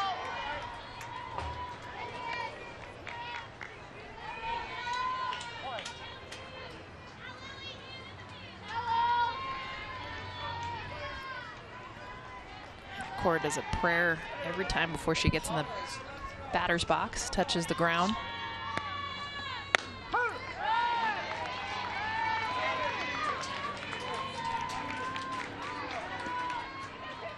And she gets close to having a violation. She's got to be in the box by 10. It was 12 last year. This year they've moved it to 10. She's barely getting in. She just barely made it in there. I'm actually surprised they're not mentioning that to the umpires. The 0-2 to short. Wilkinson checks the runner. The throw is offline, but a nice tag made by Gonzalez. Wilkinson has been struggling at shortstop. We've already seen an errant throw that cost them a run, and this is just easy play over to first. In fact, they had a chance at a double play. There was a lot of options there. Remember, they lost their starter, Mackenzie Nolan, in the Mountain West tournament last weekend. High ankle strain and not able to play this weekend. So they've got 2 new middles. Here's Hannah. Gonzalez, though, did a great job saving that with the tag. That's a tough play. We have that double first base now, but still that collision is always in the back of your head, the first baseman, when a throw goes wide like that.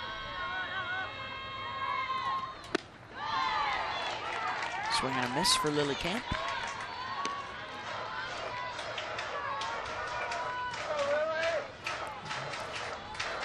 Camp is just tough against lefties. Got good movement, good screwball and rise ball that she uses.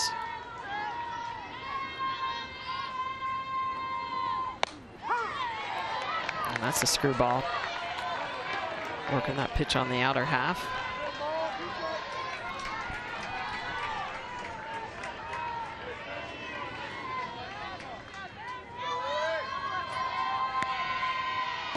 That one misses in. Another upset.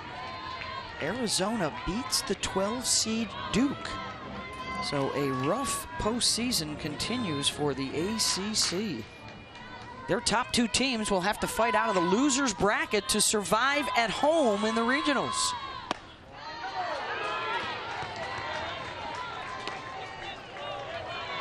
Oklahoma State has also gone final. They beat Stanford 7-2.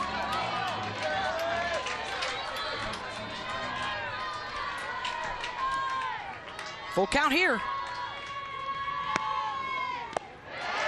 And the bases are loaded for Ava Kuzak, the 4-hitter. And boy, would this be a nice moment for her to get her first hit of the postseason.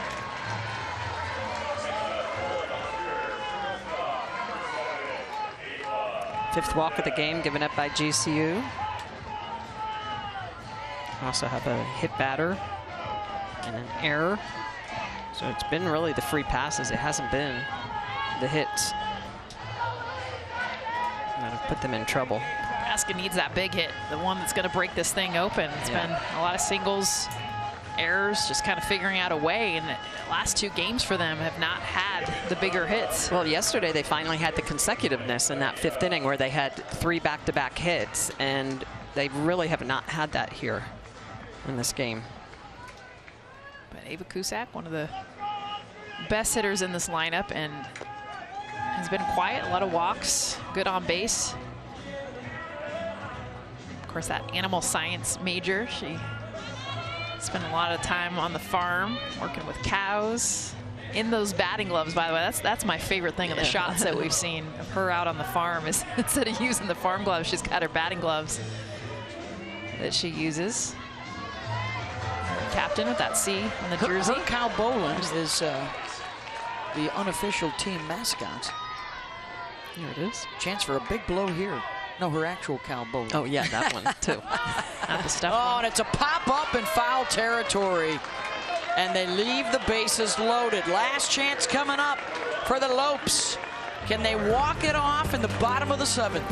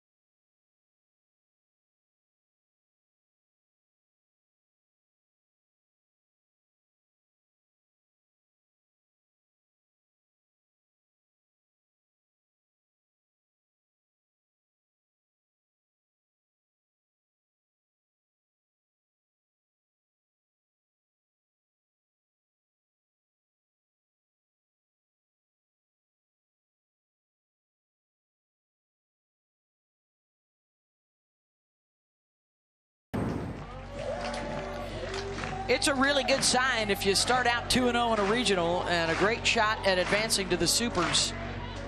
And Jordy Fromm and Nebraska 3 outs away from reaching the regional final tomorrow. South Dakota's ready. They've been here, I think, since before the teams that are on the field. Little breakfast here, little lunch here. They will take on Louisville, win or go home coming up next. And the winner of that one will face the loser of this game here later on. The cards are also in the house. Their offense did not get going against Grand Canyon, so I'm sure they're trying to redeem some of that, getting in the cages. as it should be here, it's Fromm against the 3, 4, 5 hitters. Jordy is tied her career high with 14 strikeouts, 1 away from setting a new mark. She has struck out everybody in the lineup at least once today. She is just 2 batters over the minimum. A walk and a single, that is it. They have only put 5 balls in play, make it 6. 1 down. I'm not going to sneak it past the glove of Fromm. I'll tell you what, I know we haven't seen the long ball from her, but we've seen all her skill sets in this game. Clearly pitching with 14 Ks, beating out a single with the speed, and then the reacts there athletically on that last play.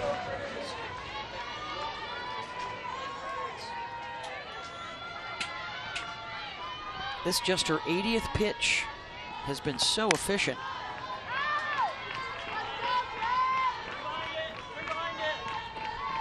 I mean, honestly, this is the kind of pitcher, I know she's so effective with her spin and the speed and everything she does, but this is who you want to face as a hitter. You know that she's going to come bring something over the plate. 19 of 22 first pitch strikes today. Blows it by with the rise. Well, you talk about her efficiency. I mean, the 14 strikeouts, even at a minimum, if it's just 3 pitches per strikeout, that's 42 pitches. 23rd swing and miss. And she's got a new career high, 15K for Jordy. And now 1 out away from the regional final, which would put them 1 win away from hosting their first ever Super Regional and just lighting Lincoln up for the next week with the buzz.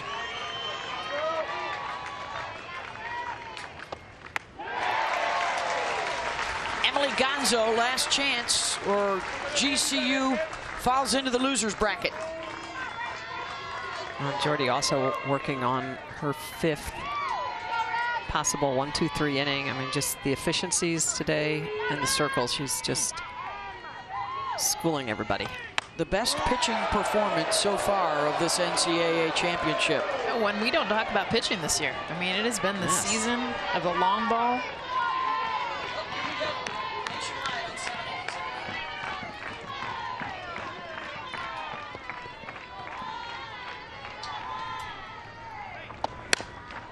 And now down to their last strike. A Fromm postseason masterpiece, looking to put the capper on it. Every fan on their feet.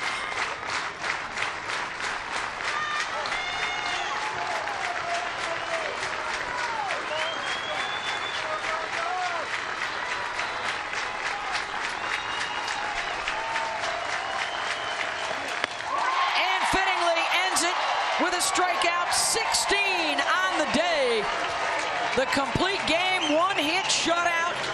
Faces just 2 batters over the limit, and it's a 2-0 lead for Nebraska, and they close it out and win it. And they're back in the regional final tomorrow. Just an impressive pitching performance and really using a lot of different pitches at different stages of the game. That last strikeout on a rise ball, the changeup massively used through the middle part of the game. She's just so dominant. Yeah. And you can see by the way that she looks at hitters, the way that she acts, it's just unbelievable before she even throws a pitch how much she knows how good she is, and then 16 Ks. To go 2 over her career high. Yeah, it's pretty amazing. And Jordy Fromm just getting it done. 16 strikeouts on the afternoon. And her pitching coach, Lori Sipple's got to be massively exciting. Look at the rise ball. And it's also Lori Sipple's birthday. So how about that for a birthday gift? Rhonda Revelle likes it. Getting it done. No, she's got one of the best arms in the business in the postseason.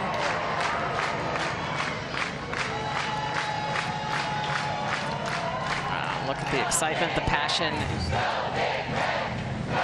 You mentioned it, Jess. Just every aspect of her game was on point today.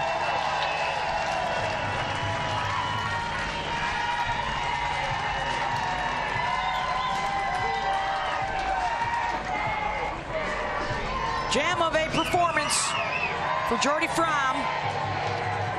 And the Nebraska Huskers move on to the regional final. They need to win one game tomorrow to host the Supers next weekend, and we've got Jordy with us on the line. And Jordy, congratulations, 16 strikeouts. It's a career high. Walk us through what was working. Obviously, it looked like everything, but how did you feel in the circle? Honestly, just fighting to stay present pitch to pitch. Not gonna lie, it did feel a little hot today, but I think that just forced me even more to focus on keeping things simple and taking it one pitch at a time. What's your favorite pitch to throw? Because you had all of them working, but do you have a pitch that you're like, oh man, this is a whole lot of fun? Honestly, that depends on the day. Today it was probably rise ball, but it truly does depend on the day. When you throw that rise ball, sometimes it looks like your screwball. They're such similar pitches. You get that break on it, especially into righties. What's unique about your rise, especially in the bend that it gets late? Well, I mean, today it just felt like the ability to control where I wanted it to go as far as that screw that you're talking about. Sometimes that was intentional, but yeah, I don't know. Jordy, the fourth inning, you struck out the side with 3 changeups to each batter, so as the strikeout pitch. Talk a little bit about your changeup and how important that is to you. I mean, whenever you play good hitting teams, like obviously they were, it's important to be able to keep teams off balance. And so I knew the changeup was going to have to be used today quite a bit. Also, it just is a pitch that often feeds the defense, which is great. But yeah, man, when that ball was put in play, the defense made great plays today. And yeah, it was just fun. Well, congratulations on the win, and the Huskers are on to the regional final tomorrow. Thank you, Jordy. Thank you. Congratulations. So we got our first team in here in Lincoln with the 4 seed Nebraska. And now they await the elimination games. Louisville, South Dakota coming up next. The winner of that one gets Grand Canyon tonight. For our entire crew, I'm Beth Mowens, Jessica Mendoza, Michelle Smith, the great Karen Johns in the booth with us. See you a little bit later.